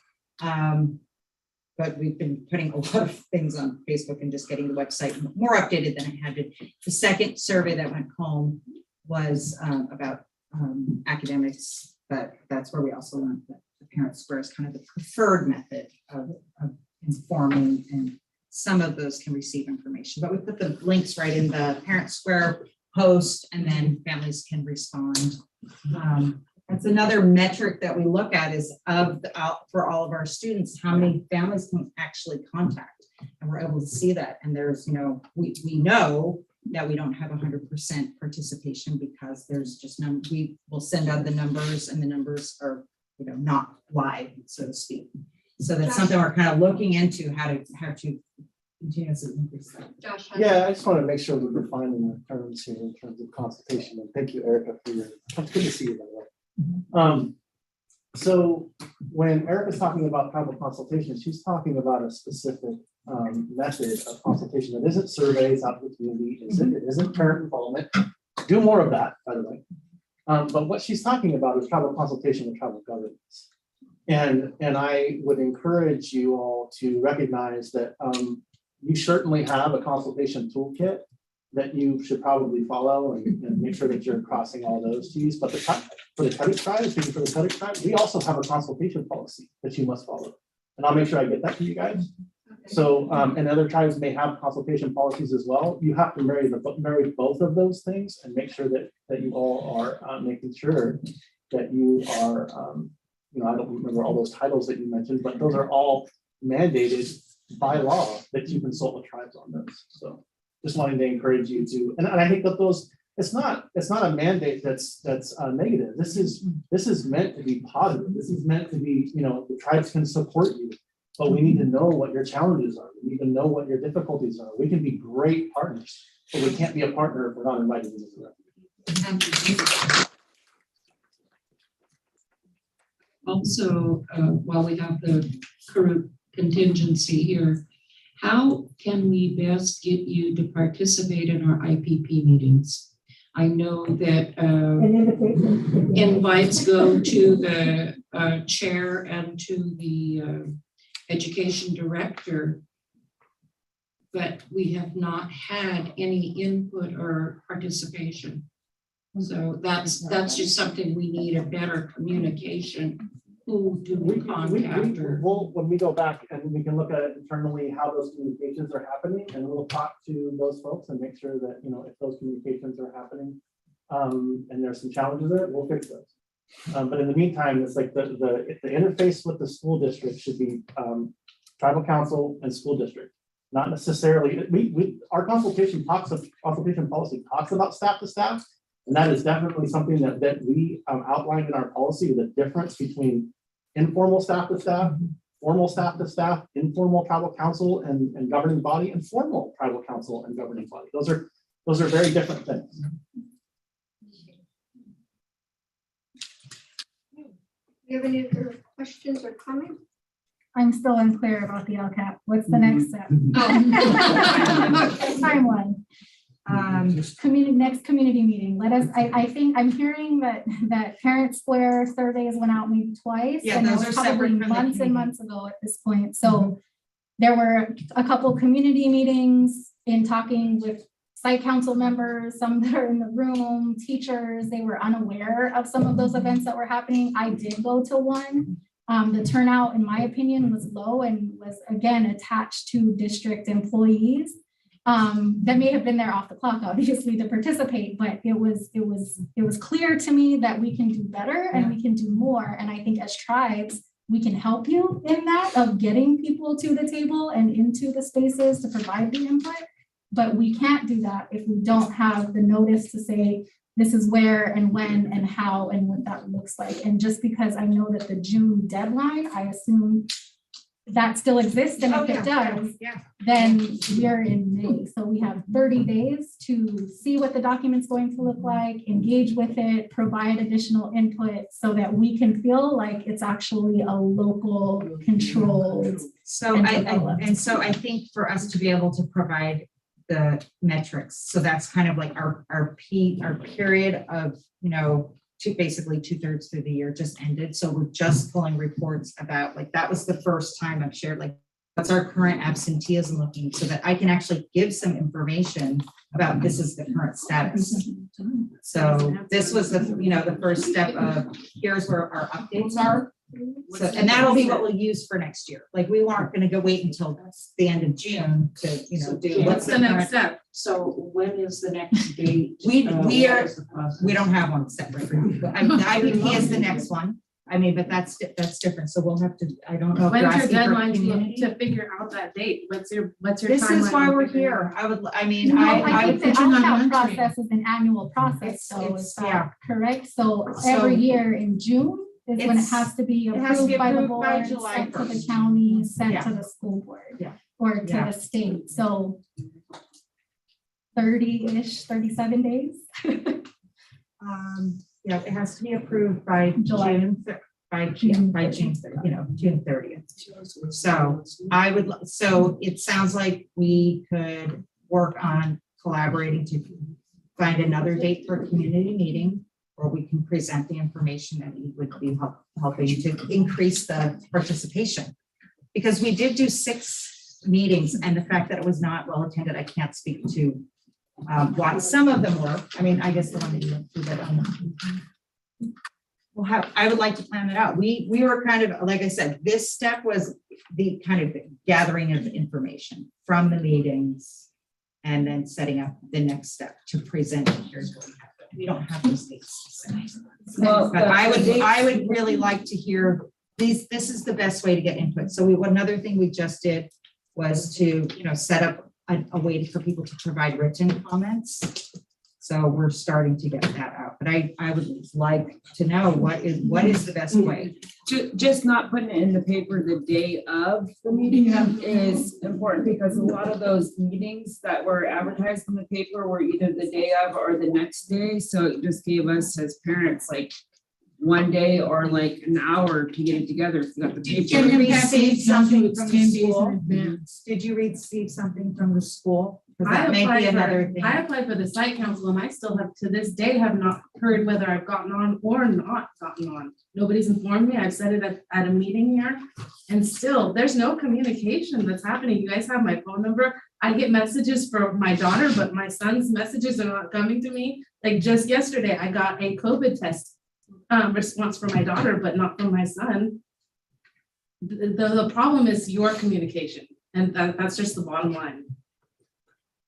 You can try to defend it all you want, but everybody sitting here obviously hears and cares about what's going on in the school. Right now, we're asking for your answers, and you are shuffling around. Okay, so right now we don't have a meeting scheduled. So I'm hearing two last minute notice. So make it right now. Let's make it right now at this table, right now with everybody in the room. I think we need to establish. Would you like for me to reach out to either the education director? They're all sitting here right now. Well, and here's what I'm hearing that these guys want is a reasonable answer. When can they be looking for our next LCAP meetings? What kind of time frame are we looking at? Like during this month. So we thought that by hosting the 7 meetings that we've had, these community meetings, and now we're hearing we need to have additional meetings. So those haven't been scheduled. We had them at every school. Right. And we're taking the information. So once we gather that information and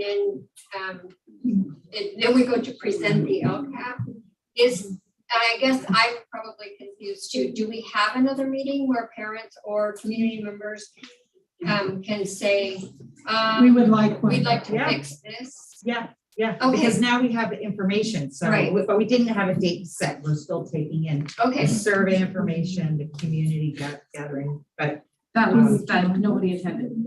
I don't think that nobody attended, but I Not- know that not- some. not as many as tonight, probably, I'm very sure. Okay. And I would So- request that we could set that within the next week or two, being that the deadline is so. Yeah, Let's say. and then I can reach out directly to you. Yeah, Please. maybe reasonably within the next 2 weeks. To hold the meeting or Joe, are you thinking to hold a meeting or to just patient? To have the meeting in the next 2 weeks. Okay. Just jump up and. Martha? I mean, I just have one suggestion because the LCAP is such an important way for us to have local control. And it is a cyclic opportunity that we create a timeline and an expectation, like this is beautiful collaboration that's happening right now. And these are our stakeholders right here. And so we know this is gonna keep coming up and we should just have like on the calendar, the first week of this month, this happens. And so that everybody gets to have a say. And so all these voices get to feel like they're heard and honored and incorporated for our kids. So that doesn't solve the problem for the next month or the June deadline, but this is a long-term strategy that the board should and the tribe should come together. So, thank you. That was a recommendation for all of the site council meetings, because I know that sometimes those haven't been met because it doesn't work. So calendaring things out has been a recommendation from staff. And so We wanna- calendaring our LCAP process. Definitely, Would be a- for the year. Yeah. You know, it's putting things in for next year that we know are happening now. Yes. But there have been a number of new things that we put in. Well, and when parents give input, last year, when I wasn't on site council, I gave input on the parent square to the LCAP. I got on there and I did it. And then I attended the site council meeting and it was really only like a day or two later. And they already had the goals written out. So like the input that I had given didn't get in there. So I did take the time to do it, but then it was really frustrating because I went to the site council meeting and they were already written out. And it was right after. So I think the timeline is really important to make sure that when we're asking parents to give the input is, you know, in a timeline that there's time for it to actually make it in there. Because it's discouraging for parents if you feel like you take your time to do it and then you don't see it reflected. Yeah, so like here's your survey, please fill it out by blah, blah, blah date. And then it kind of closes. That's what you're saying, yeah. I did, think yeah, we felt have- like it didn't get in there. Okay, so we had promised the tribes that we would meet from 6 o'clock to 7:30 and we've gone 15 minutes over. Do we have any other comments or questions from our tribal representatives? Yes, you have, your, Elsie has your hand raised, and before I pass it over, this is Corey Cordero with the Yurok tribe. And we just want to echo what was said earlier about consultation and how it varies by tribe. Yurok has consultation preferences, and it generally involves 90-day advance notice with work products, so we would have a chance to meaningfully engage.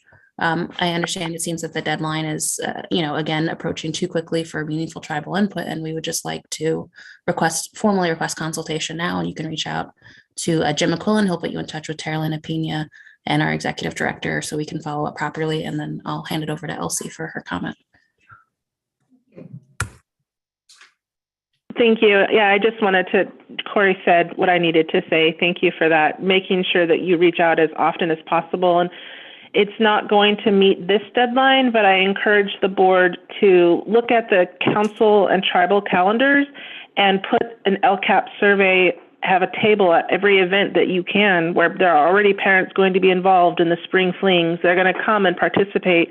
It's a fun activity. Parents are going to be there. That would be a good place for somebody. I mean, give me the survey. I will hand it out for you. I'm sure that other people will be willing to do that and hand out and collect the survey in a timely manner so that parents' input is given, taken, and received and put into the actual LCAP plan. I mean, I have sat on the IPP and we have recommendation after recommendation, and I don't often see those in the actual LCAP plans, which as important as IPP is, that's frustrating to hear and see. So let us help you.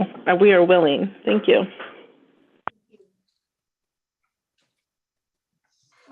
I do, sure. My name's Ktjusd, and I don't know you. I'm happy to meet you. I'm glad that you're here. The rest of you, I want to welcome you here. I think it's really important that we do this and that we do this in this way so that it's a giving and taking of information, not spewing information at you.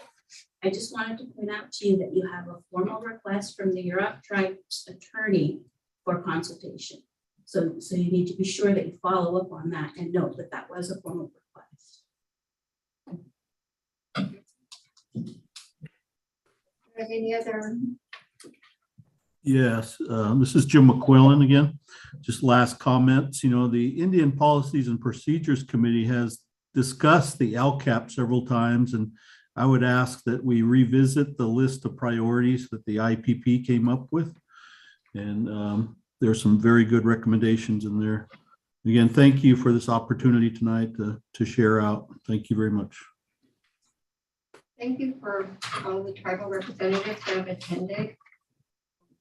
I think it's been a really productive conversation, and I look forward to working with you and Jen working with you to see that we are finally blending our resources and we're all involved in the same kids. We all care about our kids. Yeah, we do. Can I encourage our tribal leadership to stay and listen to public comment? Because I think there's a lot of important things that a lot of us parents and people would like to have our leadership also be engaged in. And Councilmember Hodge has a comment as well on the line. Thank you, Corey. And I just wanted to thank everyone for being here. I don't recall, I've been on the council for 2.5 years, and I don't recall having a specific invitation to come to one of these meetings. And I think it would be really helpful if we did this on a regular basis and at least, a couple times a year or something, so that we can really stay engaged. We can be great partners. And I think I just don't feel like parents or the tribes are being utilized nearly enough. And I would thank everyone for being here.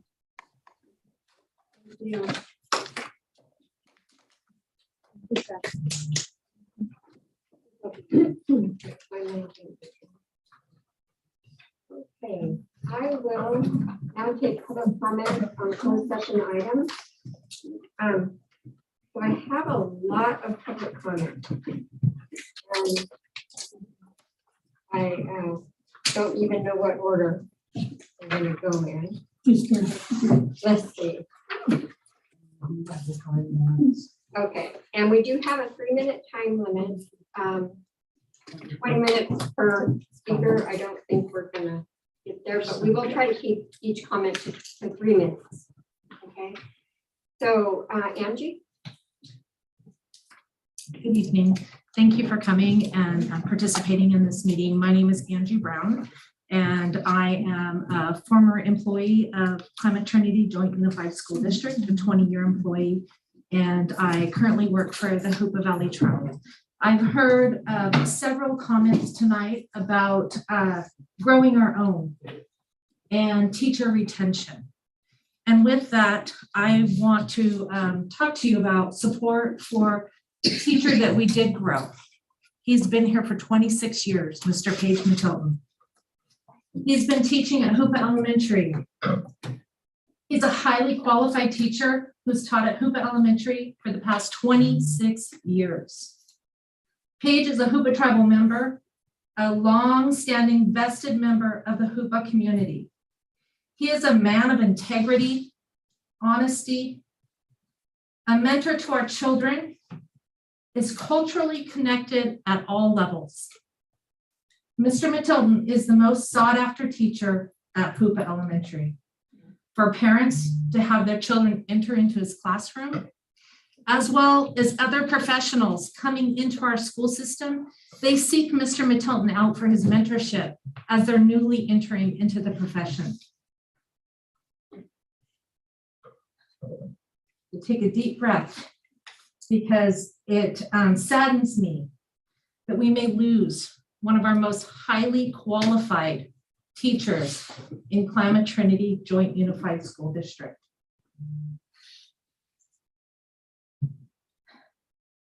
he has a reputation for being a highly qualified teacher. You're gonna hear me say that numerous times tonight. In my 20 years for working for Klamath Trinity Joint Unified, I can't even count how many times these words have come out of my mouth or out of my colleagues' mouth. If we could only clone Paige, if we could only clone Paige, because he's that good of a teacher. Paige is a pillar of Hoopa Elementary School staff and community. Hoopa Elementary School is at risk of losing this phenomenal teacher due to the inadequacies of the current administration at the school site level and the district superintendent level.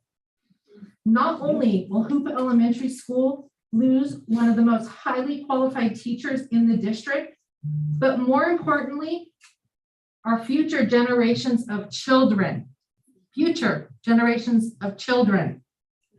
will lose out on experiencing the strong academic, mentorship, and culturally based curriculum that Mr. Matilton provides within the classroom. The majority of the students that attend Klamath Trinity Joint Unified School District come from the 3 tribes that represent at this table today. Those children are at risk of losing the best teacher that Klamath Trinity has. No, she can speak. Would somebody else like to read my comments? You can have my time. Yep. What's going on? March of 2020, excuse me, brought about COVID-19 pandemic, and in its path is left a level of destruction that I hope to never see again. The learning loss, lack of socialization, the missed opportunities of mentorship, the increase in stress and anxiety, and the rise in mental health issues within our student population over the past 2 years is evident. COVID-19 has also brought constant change and the ask of flexibility and adaptability in the students and staff at KTJUSD. The teaching staff has had to change the way they teach, the way they deliver their curriculum, and engage with their students.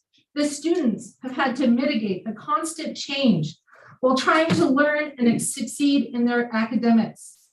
The families have had to assist the teaching staff in delivering academics to their children while continuing to work and carry out their daily responsibilities. The KTJUS staff always strives for student success, not only academically, but also socially, emotionally, mentally, and physically. The school staff is human. They are feeling the same stressors related to the pandemic that our children and our families are feeling. School has a responsibility to student achievement and success. One way to achieve academic success, as well as social, emotional, mental, and physical health, is to provide highly qualified staff. Highly qualified teachers make a tremendous impact on students' learning and outcomes. They foster high student achievement and are more likely to expand students' desire to learn and succeed. What is KTJUSD doing to promote and retain highly qualified staff? KTJUSD has lost many dedicated staff over the last few years. How many more do we have to lose?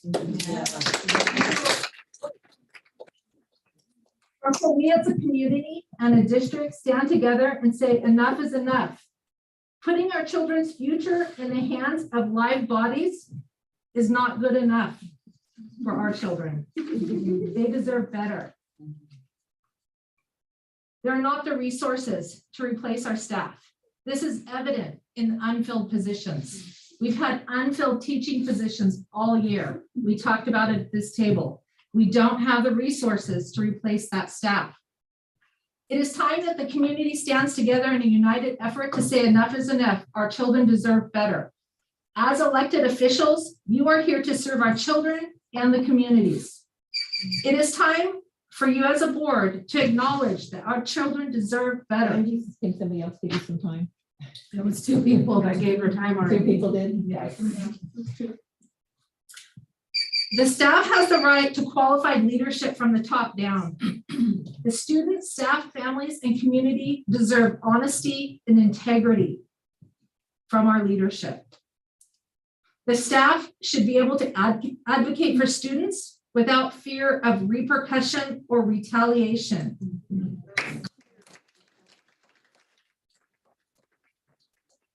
Staff are worthy of a bully-free work environment. Not to be oppressed out of fear of retaliation and targeting. The administrators deserve to have qualified leadership from the top down. The Board of Trustees need to ask the question, why are we spending so much district funding on lawyers to do the superintendent's job? Lawyer who has no vested interest in our children, our family, our staff, or our community is making decisions that impact our children and communities. In my 20 years of employment at Klamath Trinity Joint Unified School District, I have seen many superintendents and principals from Hoopa Elementary come and go. We will see the current superintendent and the current principal of Hoopa Elementary go as well. We, as a school district and community, will be left to pick up the pieces of destruction that they will leave behind, just as we've done in the past. How many more highly qualified staff will our district lose before the board recognizes there's a problem? How many more highly qualified staff will our children lose before the board starts to ask the question, why are we losing staff? As an official elected to serve our students, you have an obligation to have the best interest of our students in mind with every decision you make. You have an obligation to investigate what is being told to you before you make those decisions. Yes. You owe this to the students, the family, and the community that elected you onto the Board of Trustees. If you cannot carry out your basic positions, it is time for you to step down. We have no place for placeholders, egos, or personal vendettas when our children's future. What happened to our forward movement and trauma-informed practices? Eric and I sat before you in 2017, and we begged you to make a resolution for trauma-informed practices. And we're still trying to make that happen. Angie, let me interrupt you for a minute. Madam Chair, can we just continue without the 3 minutes? I have 1 minute to go. We have had enough historical trauma. We do not need to add additional trauma to our children or our communities. It is time to build relationships, foster the road to resiliency. There is power in numbers. I encourage the community, the families, the students, the staff, the leadership, the board to come together for the betterment of our children. I encourage you to become a team, not an us and then them. Become a team, because our students deserve better than just live bodies. They deserve highly qualified staff. And that's what Mr. Page Matilda is.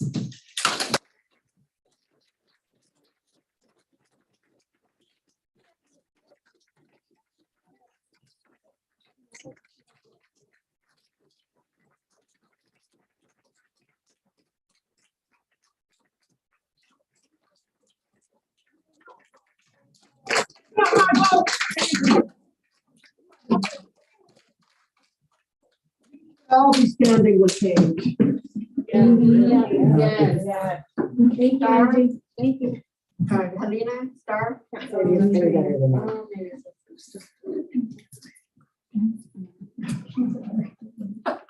Hi. Hi, I'm a parent of a kid in Ktjusd fitness class. And I just want to say that I'm super frustrated and just disheartened and like heartbroken about this whole situation.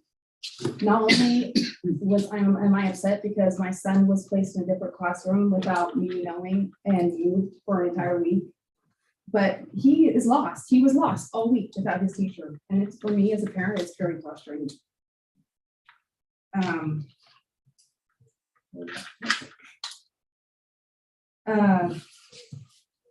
I feel like he was removed out of his classroom. I feel it was like a poor decision from the admin and a complete disregard for the students' needs. And that being said, I just want to bring attention to how disappointing and disheartening it is to see how staff are being treated at Ktjusd.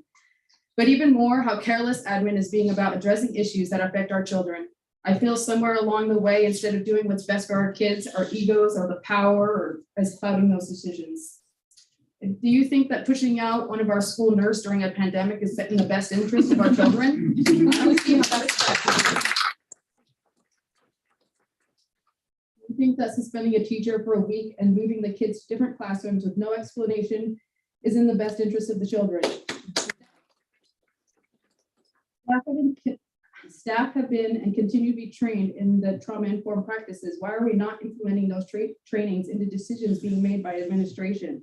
My son already faces and deals with abandonment issues in his personal life. He shouldn't have to deal with that in a school district.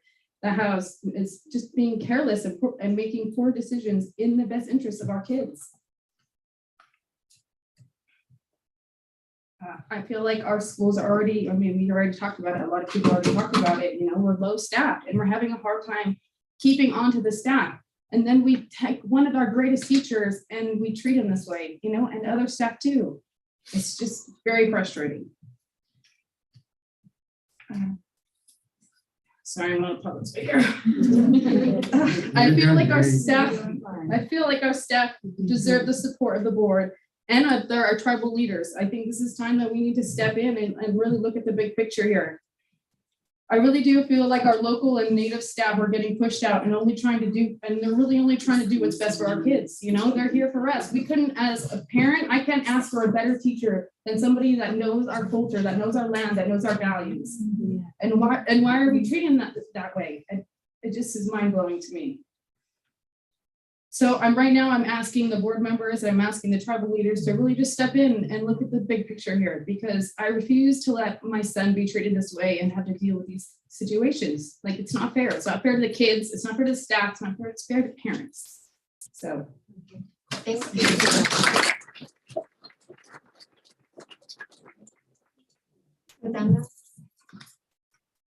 So I heard from family members that these children were pulled into the principal's office, questioned one-on-one without parents' knowledge. And I'm not even sure if the parents that are here tonight already know that their kids were questioned. Now, we know that people can ask leading questions. The questions can be tailored to fit somebody's agenda, somebody's retaliation agenda. But when kids don't have their parents present, how do we know that what you guys heard in that office is true or false? How do we know that when a kid is in there scared because they feel like they're in trouble, that they're answering these questions with understanding? And then afterwards, when they find out that their teacher is gone, how do they not feel guilty if they love that teacher, that maybe they said something that pushed that teacher out? And what has the school done for those kids to be able to in a healthy way deal with the loss of their teacher for that week, not knowing if they can trust him or not knowing if they could trust themselves, not knowing if they were guilty or anything like that? I don't know if you guys provided counseling for these students that were shuffled around here and there, but this is unacceptable. Because of this situation, had asked my daughter if she has ever been questioned by the principal, by herself, without a teacher present, and the answer was yes. And that's not okay with me. I think that it needs to be a policy for Ktjusd for any child that is questioned not to be alone in one room with a man that we don't know what his intentions are. Or a woman. Any adult, any authority figure, anybody that puts that fear in your kids' heart that they could be in trouble for something that they had nothing to do with. Or being told, don't tell anybody, it's between you and I. Exactly, because that was said, it's between you and I. My kids are supposed to tell me when they have a question. Some parents don't have that connection with their kids, and they might not be able to do that. What happens with that kid's head afterwards? Like I said, the guilt part. I feel like there needs to be a process. If you guys are not gonna have a policy to keep kids from being questioned by an adult, where we can have a form, because I as a parent want to sign a form that says I do not want my child to be questioned without me present or without one of my representatives, to make sure that what they're being asked is fair, what they're being asked is going to coerce. Exactly. I don't want my kids coerced into any type of situation like that. And I come from another strong teacher. My mom was one of the strongest teachers. Rhonda Marshall, and you don't know her because you haven't been here, but we have that you guys don't really understand. Us 3 tribes, we participate in ceremonies together. I bet you didn't even know that we have a ceremony that we have together. You need to take us all into consideration and quit driving your point with when people won't be your yes man, when people won't be your little pawn.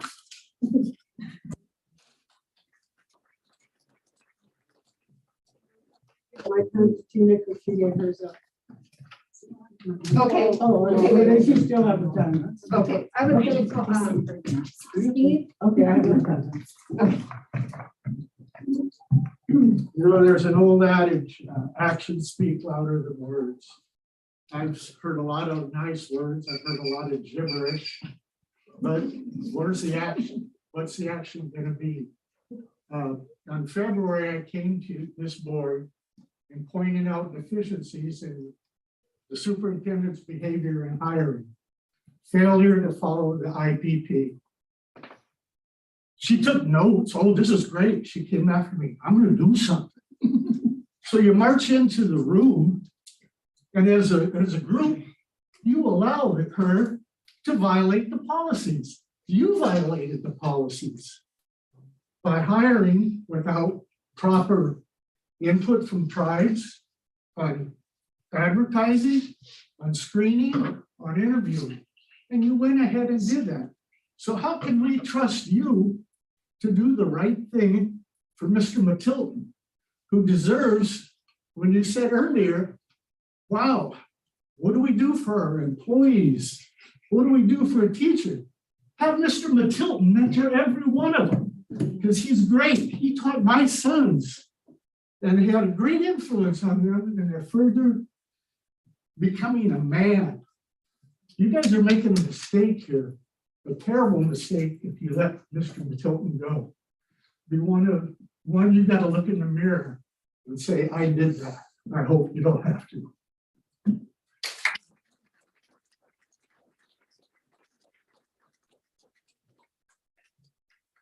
Kim? Hi, I'm Steven. I teach kindergarten at Hoop Elementary and currently I'm the president of Ktjusd, the certificate union.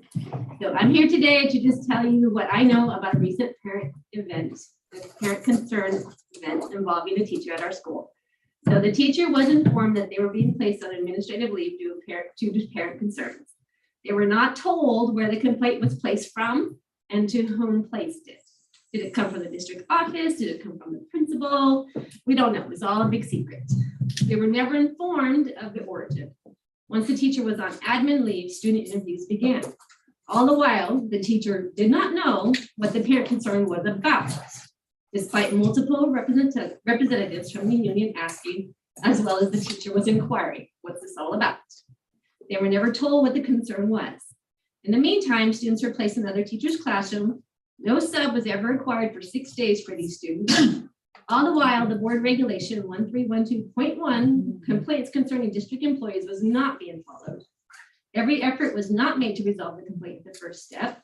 The complainant was not asked to communicate directly to the teacher and the employee in order to resolve this conflict or concern. The teacher was told that the policy or the contract would not need to be followed as this was a parent concern, not a complaint. To me, a parent concern is a complaint. It's my opinion that this teacher was not afforded any rights under the board regulation or under the current teacher contract. when the teacher was finally interviewed was not by his direct supervisor or by the superintendent, but rather by a district hired lawyer. Once again, I reiterate, this was just a parent concern. I'm still befuddled why a lawyer was asked to conduct this teacher interview when that job duty falls under the principal as well as the superintendent. After all of these meetings and interviews, this teacher now has a list of 14 actions that must be done in order to remain employed in this district. I don't care how you phrase it. Bullying. I don't care how you phrase it. This is more than a parent complaint, a parent complaint and concern, and should have been followed not only the board policy, but the current contract as well. A travesty has happened to this employee, and the board has the opportunity to make their own inquiries and investigation as to what happened in this particular instance. I urge you to take action. Because if you don't, all employees are vulnerable to parent concerns being used to circumvent the board policy and their current contract, resulting in consequences that can affect their future employment. Thank you.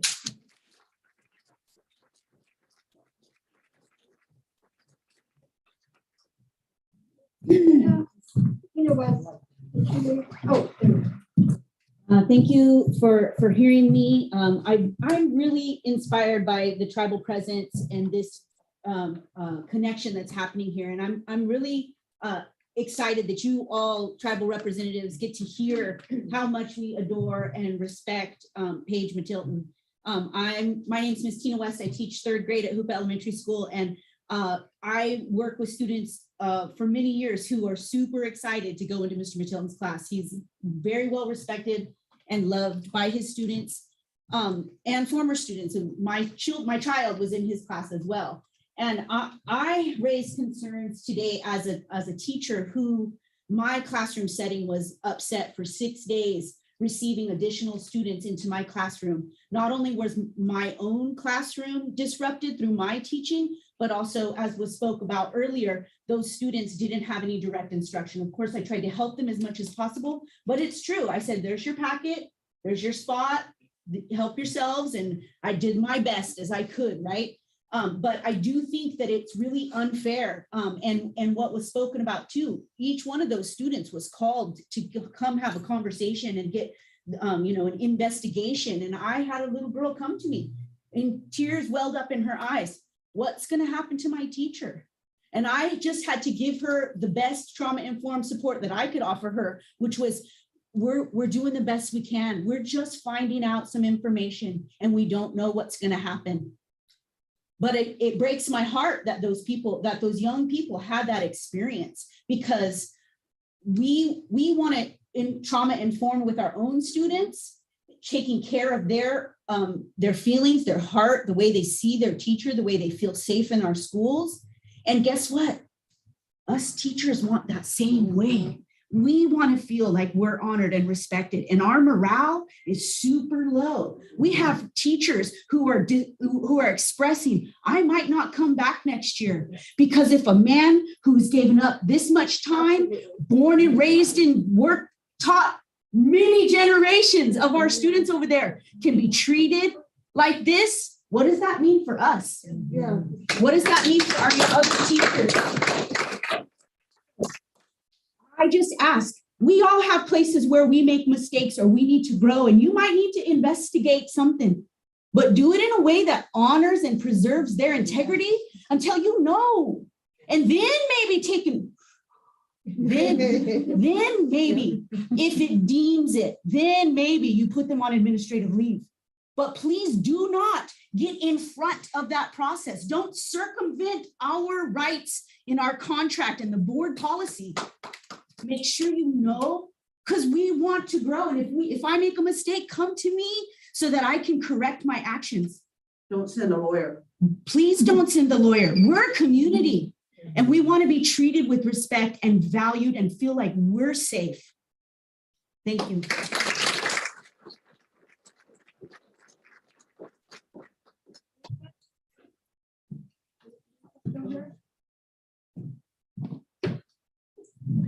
Hi, my name is Teresa Sear, a veteran teacher, went to school with Paige. My son was in Paige's class. I really appreciate you hearing us out, and I really appreciate my tribe being present. I'm so grateful for that. I also support Mr. Mitilton. 27 years, Paige has been there 26 years, went to college together. Thank you, Laura Lee, for being our counselor. We appreciate that. I want to tell you that it's a different perspective that I want to give you. In our classrooms, it's been a tough few years, okay? Tougher than usual. Yes, in any given year, we have kids in our classroom who are dealing with death in the family, fostering, child abuse, child neglect, child molestation, death. And it's really painful. We try our best to deal with that. And then kids act out. And there's not one of us staff here, teachers and staff, that can say we haven't dealt with children who are asking, crying out for help. They're dysfunctional, they're lost, they're hurting, and they're in pain. All the 27 years of teaching, I don't recall really how to help a child or children. And I could have up to 5 kids in a class of 18 that are acting out. We're talking throwing chairs, breaking windows, throwing rocks, stabbing each other. They're good kids. They're sweet kids. They're just acting out. They are in pain. And I don't know how to help them. We have not been trained to help them, but we counsel them. And I can tell you, with Mr. Mitilton and these children, or this child that he in particular, go back into first grade. Look at all the accounts that I documented, all the accounts concerning this particular kid or other kids.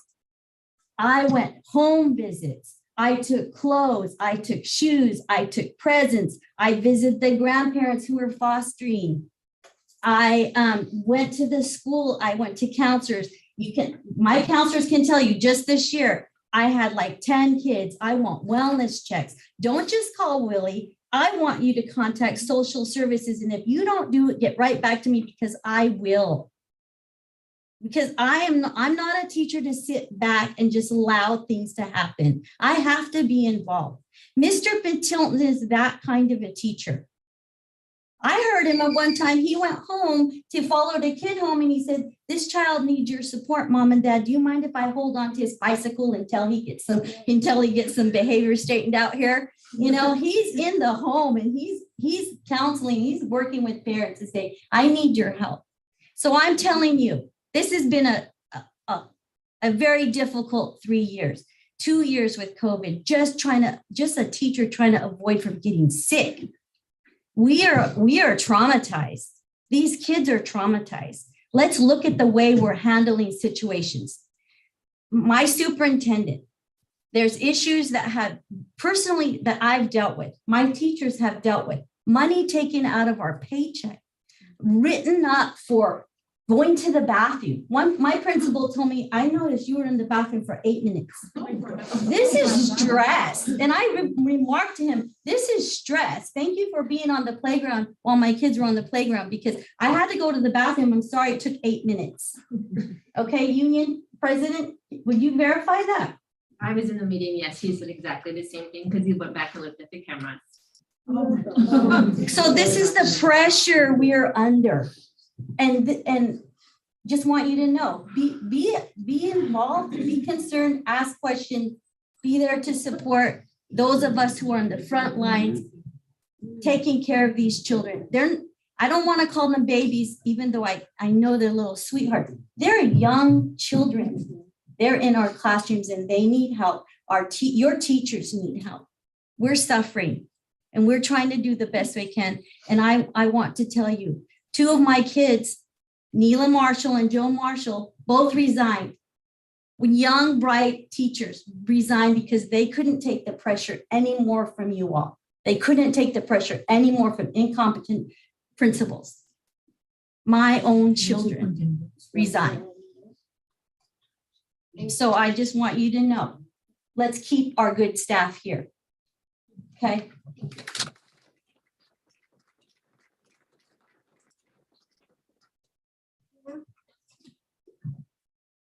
to adjourn?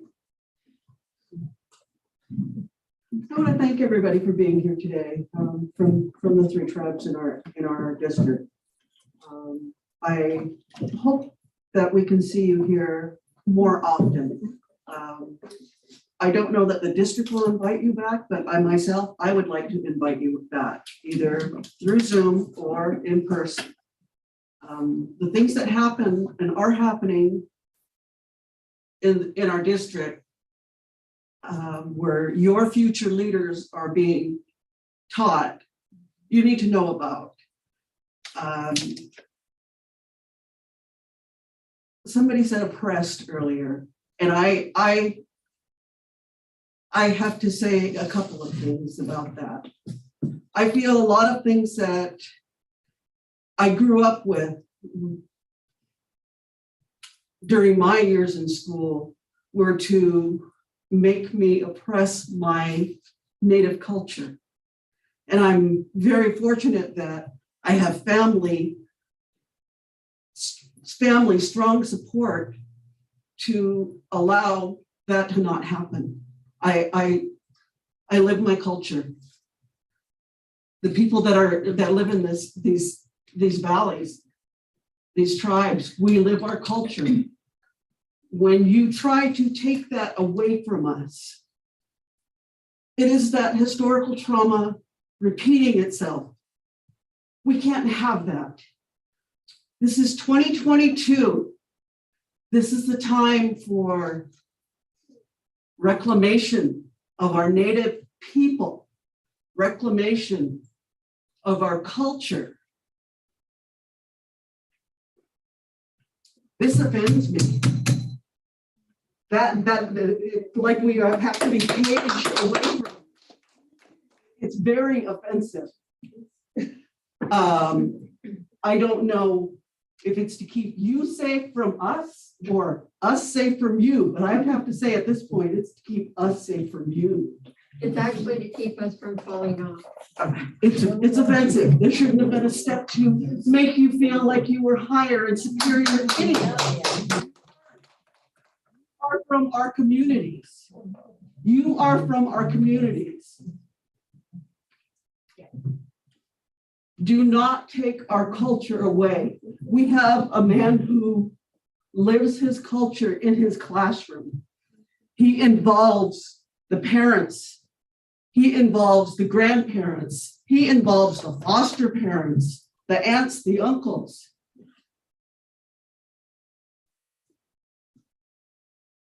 Don't take that away from us. No, you aren't taking that away from us. You will not take that away. As far as this person who felt that it was okay, whether he was instructed to or not, to go one-on-one with my niece and tell her that what is happening behind that closed door, we don't tell anybody about. I'm sorry, I call bullshit. Yes. Yep. Will she tell us ever what really happened? What did happen? We don't know. Is she going to be too afraid to tell us if he did something to her? My heart breaks for my niece, but it makes me very angry. Do not do that to our children. Do not do that to our community. And this is a complaint. So take that as seriously as you did with Paige. That's a complaint against that administrator who is grooming a child. That is pedophile grooming techniques. We have to take the next comment. Thank you. But that is a complaint. So I'm asking you, tribal representatives, stay on this district, stay on this boards, stay on this superintendent. We need you. We need you. We need your support. Don't just ask them if you can come. Come. Come. Thank you.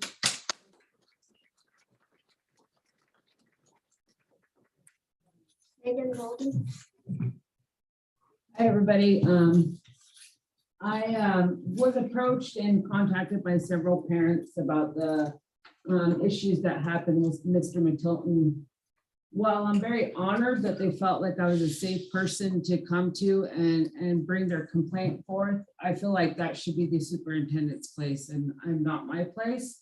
But I'm thankful that they see me as a valuable advocate. Speaking with our teachers and our staffs on a daily basis and working alongside of them, I'm really sickened and appalled by the things that I've heard. We're monitoring our teachers going to the bathroom. That's absurd. That's mortifying on so many different levels. I mean, when we have our staff that's constantly put into different positions and made to do jobs that are not in their description and not being paid any different, I think we have a problem at our school, and we don't see our superintendent at our schools. You know, where is she? This is the first time I've actually been able to come before you and see you as a parent. I've sent emails with no response several different times. The first email I sent back was when Angie Brown had left, and I received no response as a parent.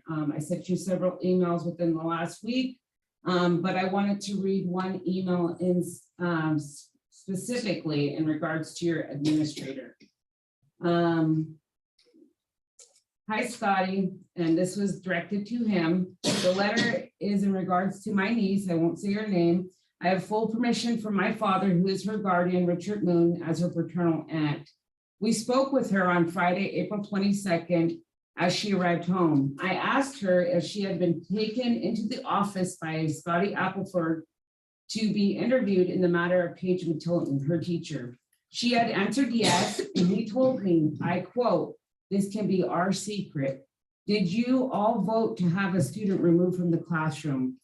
And she explained that she didn't want to vote the kid out of the classroom, which I understood, but that wasn't the biggest concern that I had about her conversation. First off, why was my father not advised that Scotty would be interviewing my niece in the discipline of her teacher, Paige Matilton, and his actions? Secondly, most concerning is, why is the word "our secret" being used by an adult in a room alone with a child? If this does not raise a bunch of red flags to you, I would be willing to let you know that my issues are what my issues are with this statement. A child should never, and I mean never, be told in private by an adult that there are secrets that can be kept between them. Another issue is there was never a phone call home to my father stating that Scotty had this conversation. I always tell my children, if an adult is asking you to keep a secret, it's never a good thing. It's never, ever a good thing for an adult to ask it to keep a secret, especially if this adult is in a place of power over a child. To think a principal would think that this is an acceptable way to communicate with a child is totally crazy to me. Never, ever should an adult and a child have secrets between them. This is what we know as grooming. Once an adult can get a child to keep secrets, then they are vulnerable. I would think that an admin would know that this is not nor a safe way to communicate with kids. I know that this came about from an issue with Paige Matilton, but this is not okay. I cannot believe that we have this type of action going on at Hoopa Elementary. I have included Hoopa board members as well as the superintendent. And I ask you all, is this the type of protocol that we need in our schools? Adults asking kids to keep secrets between them. I will spell this out. This is never okay. I asked to have a meeting with Scotty, Jennifer, and the school board in regards to these issues immediately and request a receipt of receiving this email. If you do need to speak with my father, this is his number. Sincerely, Megan Baldy. I have yet to receive a receipt of the email from the superintendent or the admin in regards to this matter. And I'm thankful that we have our tribal leadership here, that they can hear what is going on, and I appreciate you guys staying. And I definitely wanted the school board and the superintendent to hear this publicly. It is never okay for adults and children to have secrets together. I tell my kids that all the time. If that ever happens, let me know instantly. And so thank you for your time. Thank you.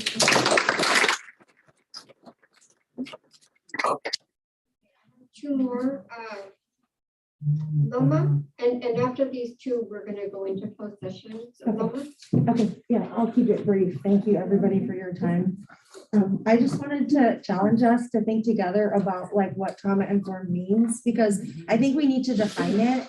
And one thing that I know that I've learned, and in my introduction, I didn't introduce myself as like a white settler person. I really want to say that I do think it's important as a white settler person, like understanding what settler colonialism is.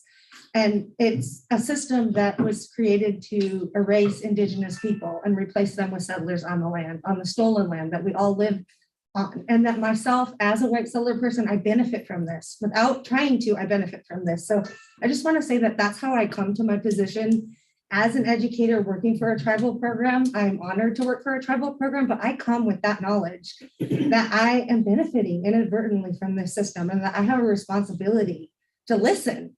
And so in my listening, what I've learned is that trauma-informed here in this place means culturally based. And so I don't know Mr. Matilton, but from what I've heard from everybody, like he brings that culture, like that is trauma-informed.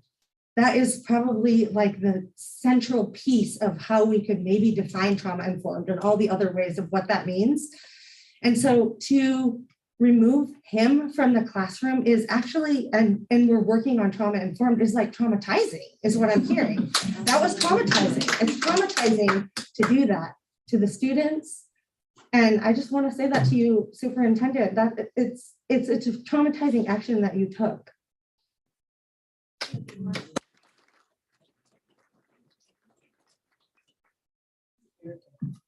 I have one more, Andrea. Where did mine go? Mine, you said I would be able to speak. Oh, okay. I also had submitted. I have to put my young baby to bed soon. I would really like to go. Oh, okay.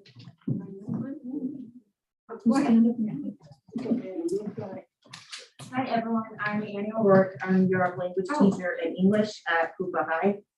My first year teaching with the district, I had the immense privilege of having my classroom right across from Ktjusd. So I got to learn a lot from him.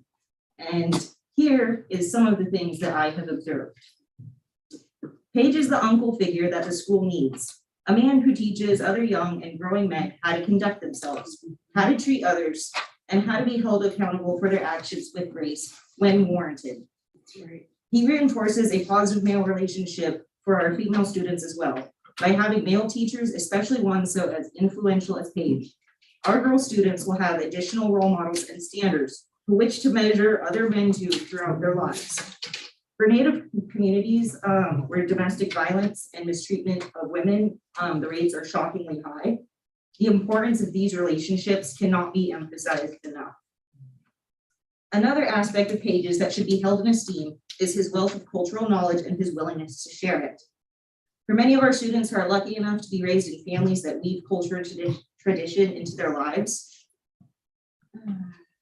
for these students, the classroom is a place that reinforces their home values, something that historically has not been the case.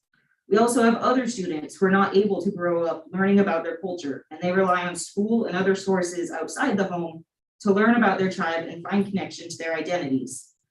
We also have non-Native students who benefit from cultural knowledge being shared with them. It helps them connect to our land and our community and become invested in each.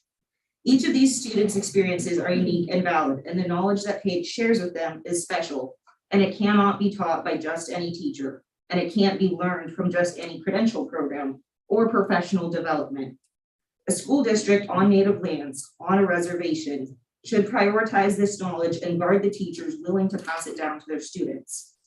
To our KTJUSD students, Paige is a treasure, and it would be a disservice to our students to let him go unappreciated. I'm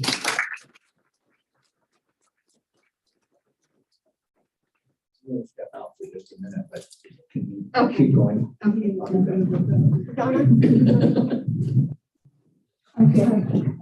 Okay. I'm coming to the board.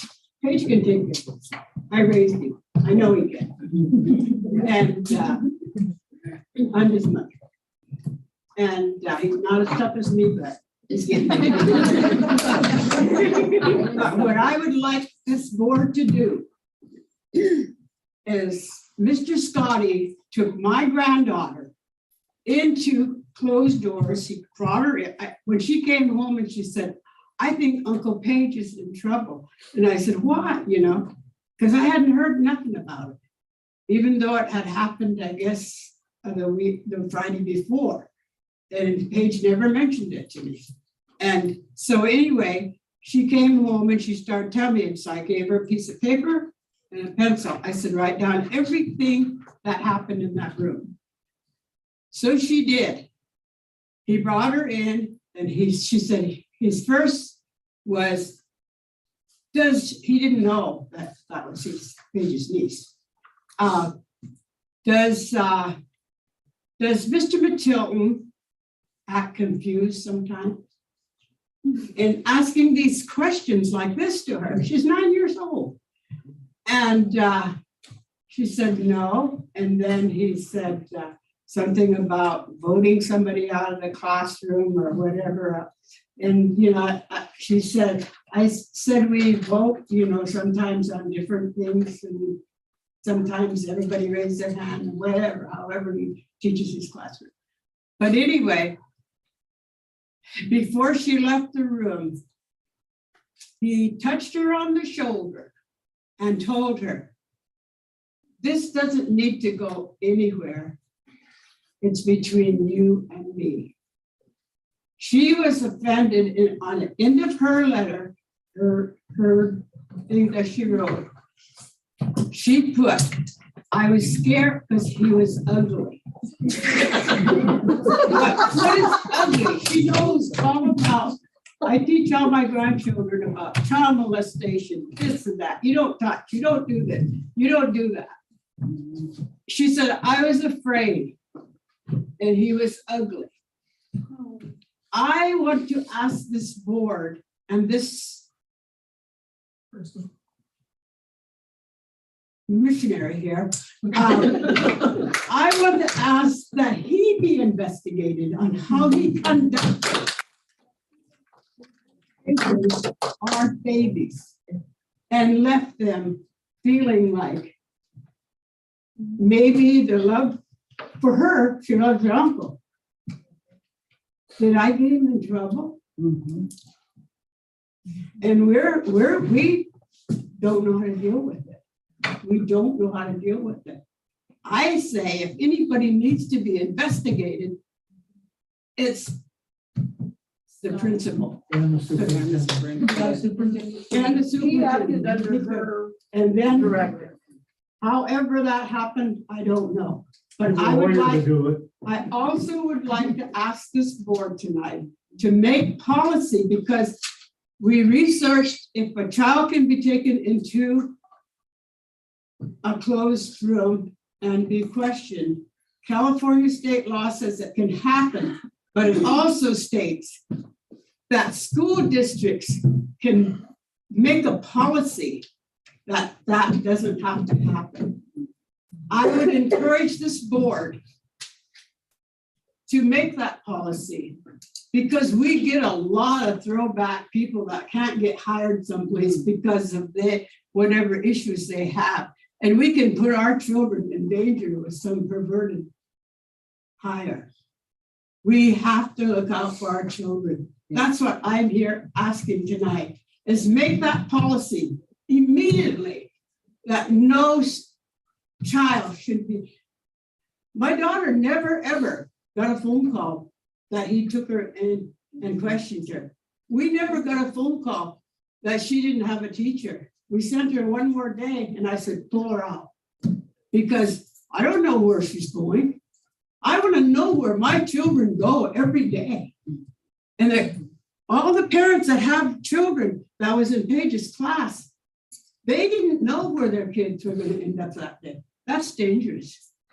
Because how did they know that they didn't get snatched up someplace from to and from school and thinking their child is in a classroom when the teacher they got farmed out to didn't know that, you know, or whatever. That's dangerous. We need to do something. We need to make policy that that can't happen. It would have been, he could have called mom She has a list of people there that if you can't reach her, to aunts and uncles. We set a safe space for our children. And that's all, that's what I am. That's not all what I'm asking, but tonight, that's what I'm asking.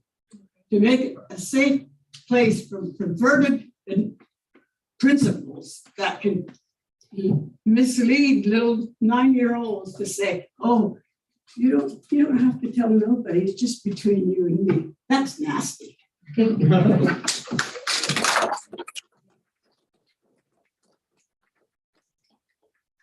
Andrea or Andrea Kelly? So I also wanted to speak on behalf of Paige. He was never my teacher, but like these kids that Miss Sear mentioned, I was one of them.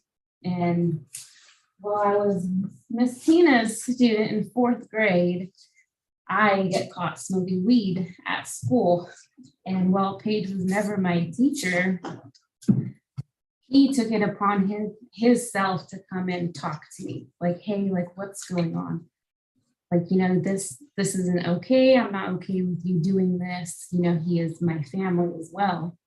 But that wasn't his place to come and do that. But because he actually cared about me, he made it a point that, you know, that stuff be said so I don't go down, you know, the wrong path that many of my family members have. And I also have experienced school outside of Hoopa. I attended school in Sacramento for a year. And my grades jumped high once I did come back to Hoopa.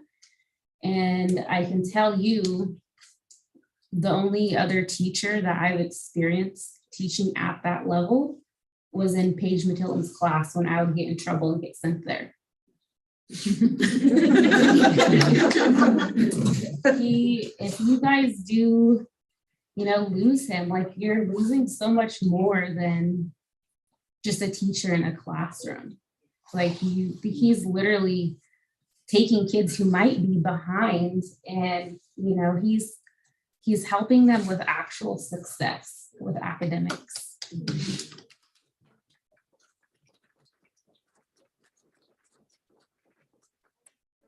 And then Lori? Joe, or I had also submitted one that was meant for all the agenda items. Oh, okay. listed.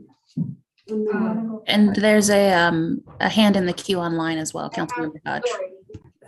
Go ahead, you guys go ahead. Lori, you want to go ahead? Thank you. You know, I just wanted to say that I really hope that the school board is taking these comments seriously. I got to say, I'm very disappointed that all these parents had to come to a school board meeting to get their voices heard. I feel like whatever happened here took too long to investigate. Sounds to me like the wrong person is on administrative leave.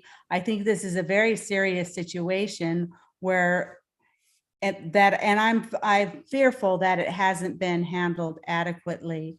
So I really urge the school board to take this seriously and do something tonight. Thank you. And I thank all the parents and the people and the spokespeople. I'm honored to have been able to be here to listen to you. Thank you.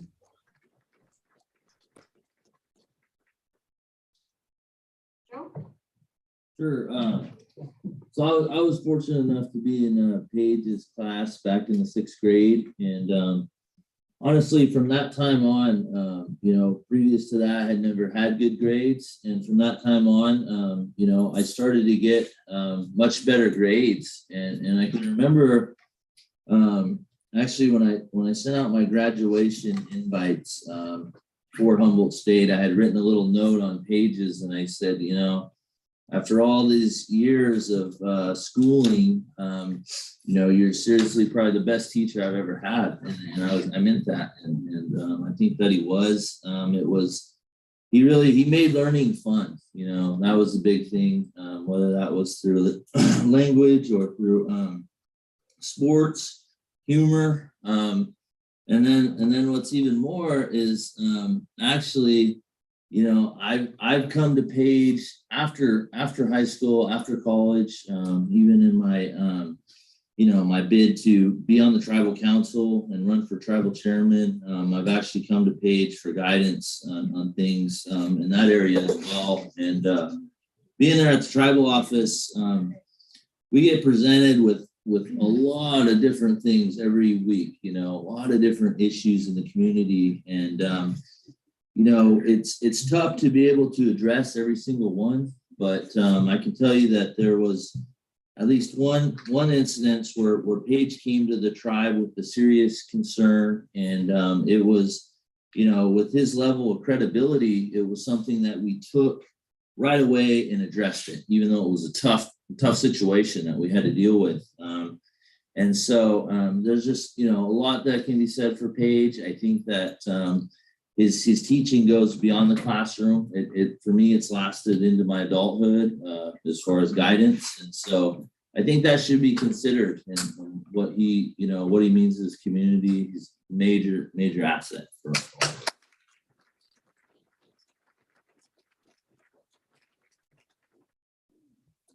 I am going to do my best to keep both hats on at the same time, because as the education director and hearing all of the concerns that are brought forward, there's so many issues that I hope you don't take lightly, school board. And I think that many of them do have to be investigated. The fact that someone said, we are making a complaint right now, which is probably the same level of complaint and maybe even less than the parent concern or whatever that was, how that was brought, but warranted an administrative leave, an investigation. So I hope that in turn you will do the same for those administrators that made this happen.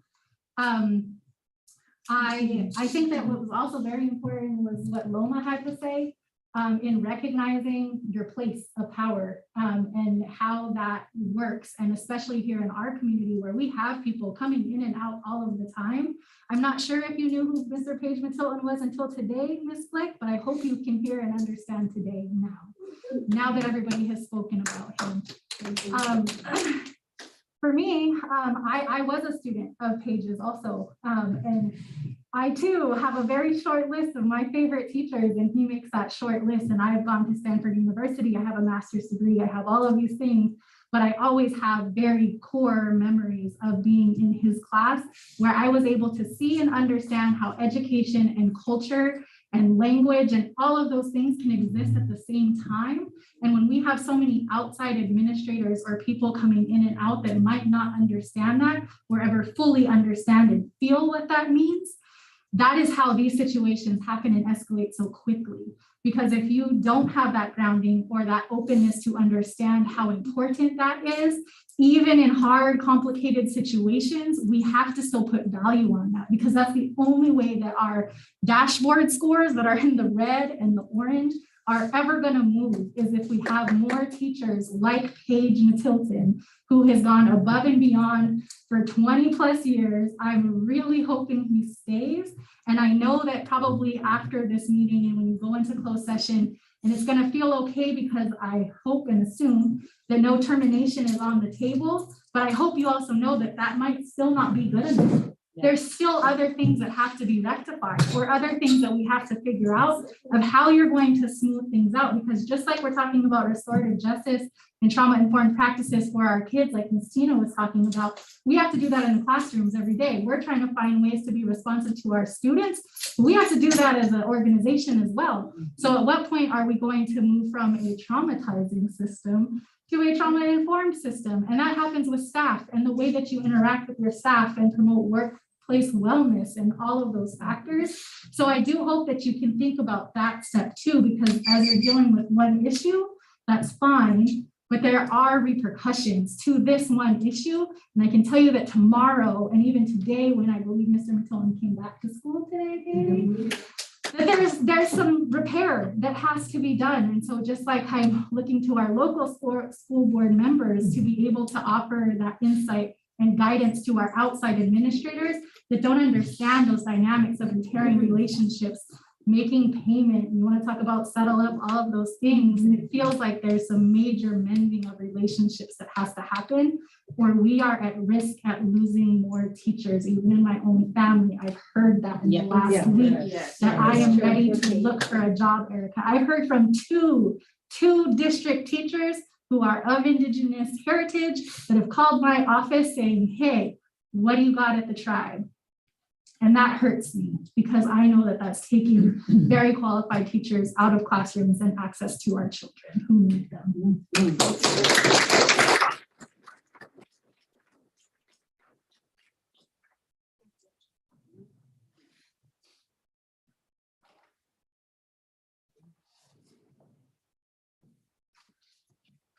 Just like to share another perspective about Paige that I know of.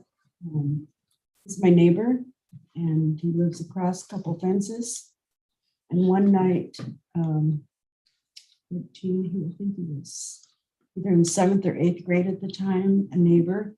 His father is a known drug dealer, has been busted in,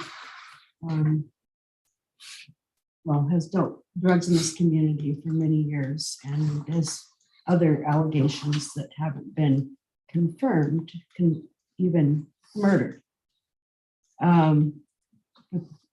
One Halloween night, this young man came to our house and we don't socialize a lot. It's myself and my daughter, and I call her my granddaughter that I'm about to adopt. She's a family member. And she was only 5 years old at that time. And this young man from our school, our elementary school, came to our door as a trick-or-treater dressed as a ghost. Now, the irony is that there was a ghost hanging from a tree in their yard. Maybe that was just predicting what he was going to be. But he came there and didn't say anything, but because of his height, the way he carried himself, and being a teacher at the school, we recognize children by the way they carry themselves and their mannerisms. My daughter went to the door, we used the back door, and my granddaughter was standing there too. And she called him by name, and he was the only trick-or-treater. And she called him by name and she said, here, take whatever you want.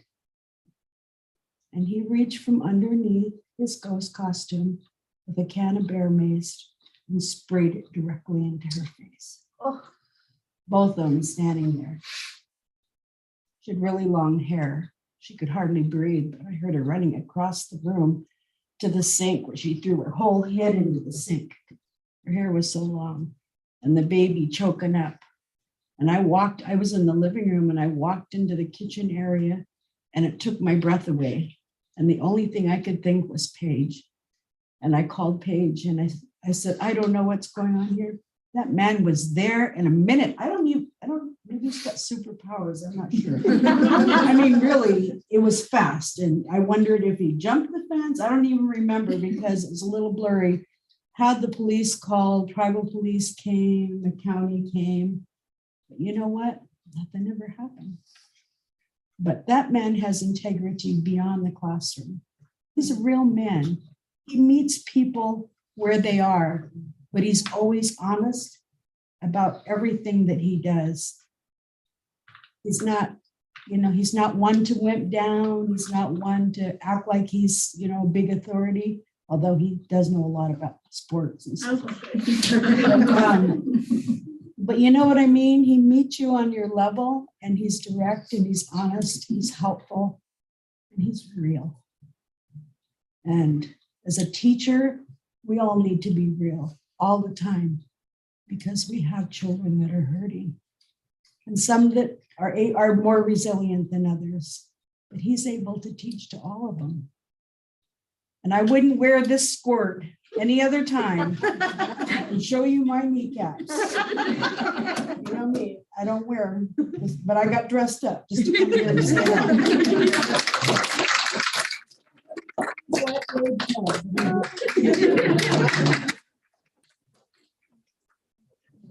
Thank you all for your comments. We are going to be going into closed session.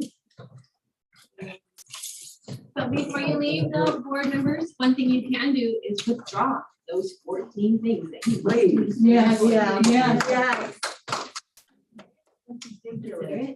You know more about it than I do at this point, so. Yeah, I'm calling for an action of withdraw when you decide, you complete your conclusion investigation. And an investigation into our school principal. Yes. With regard to the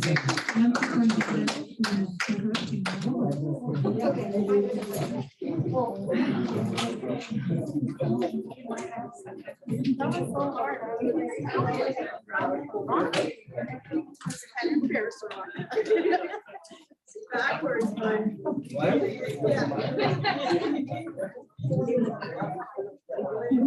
Yes. Please come from my office. Happy birthday.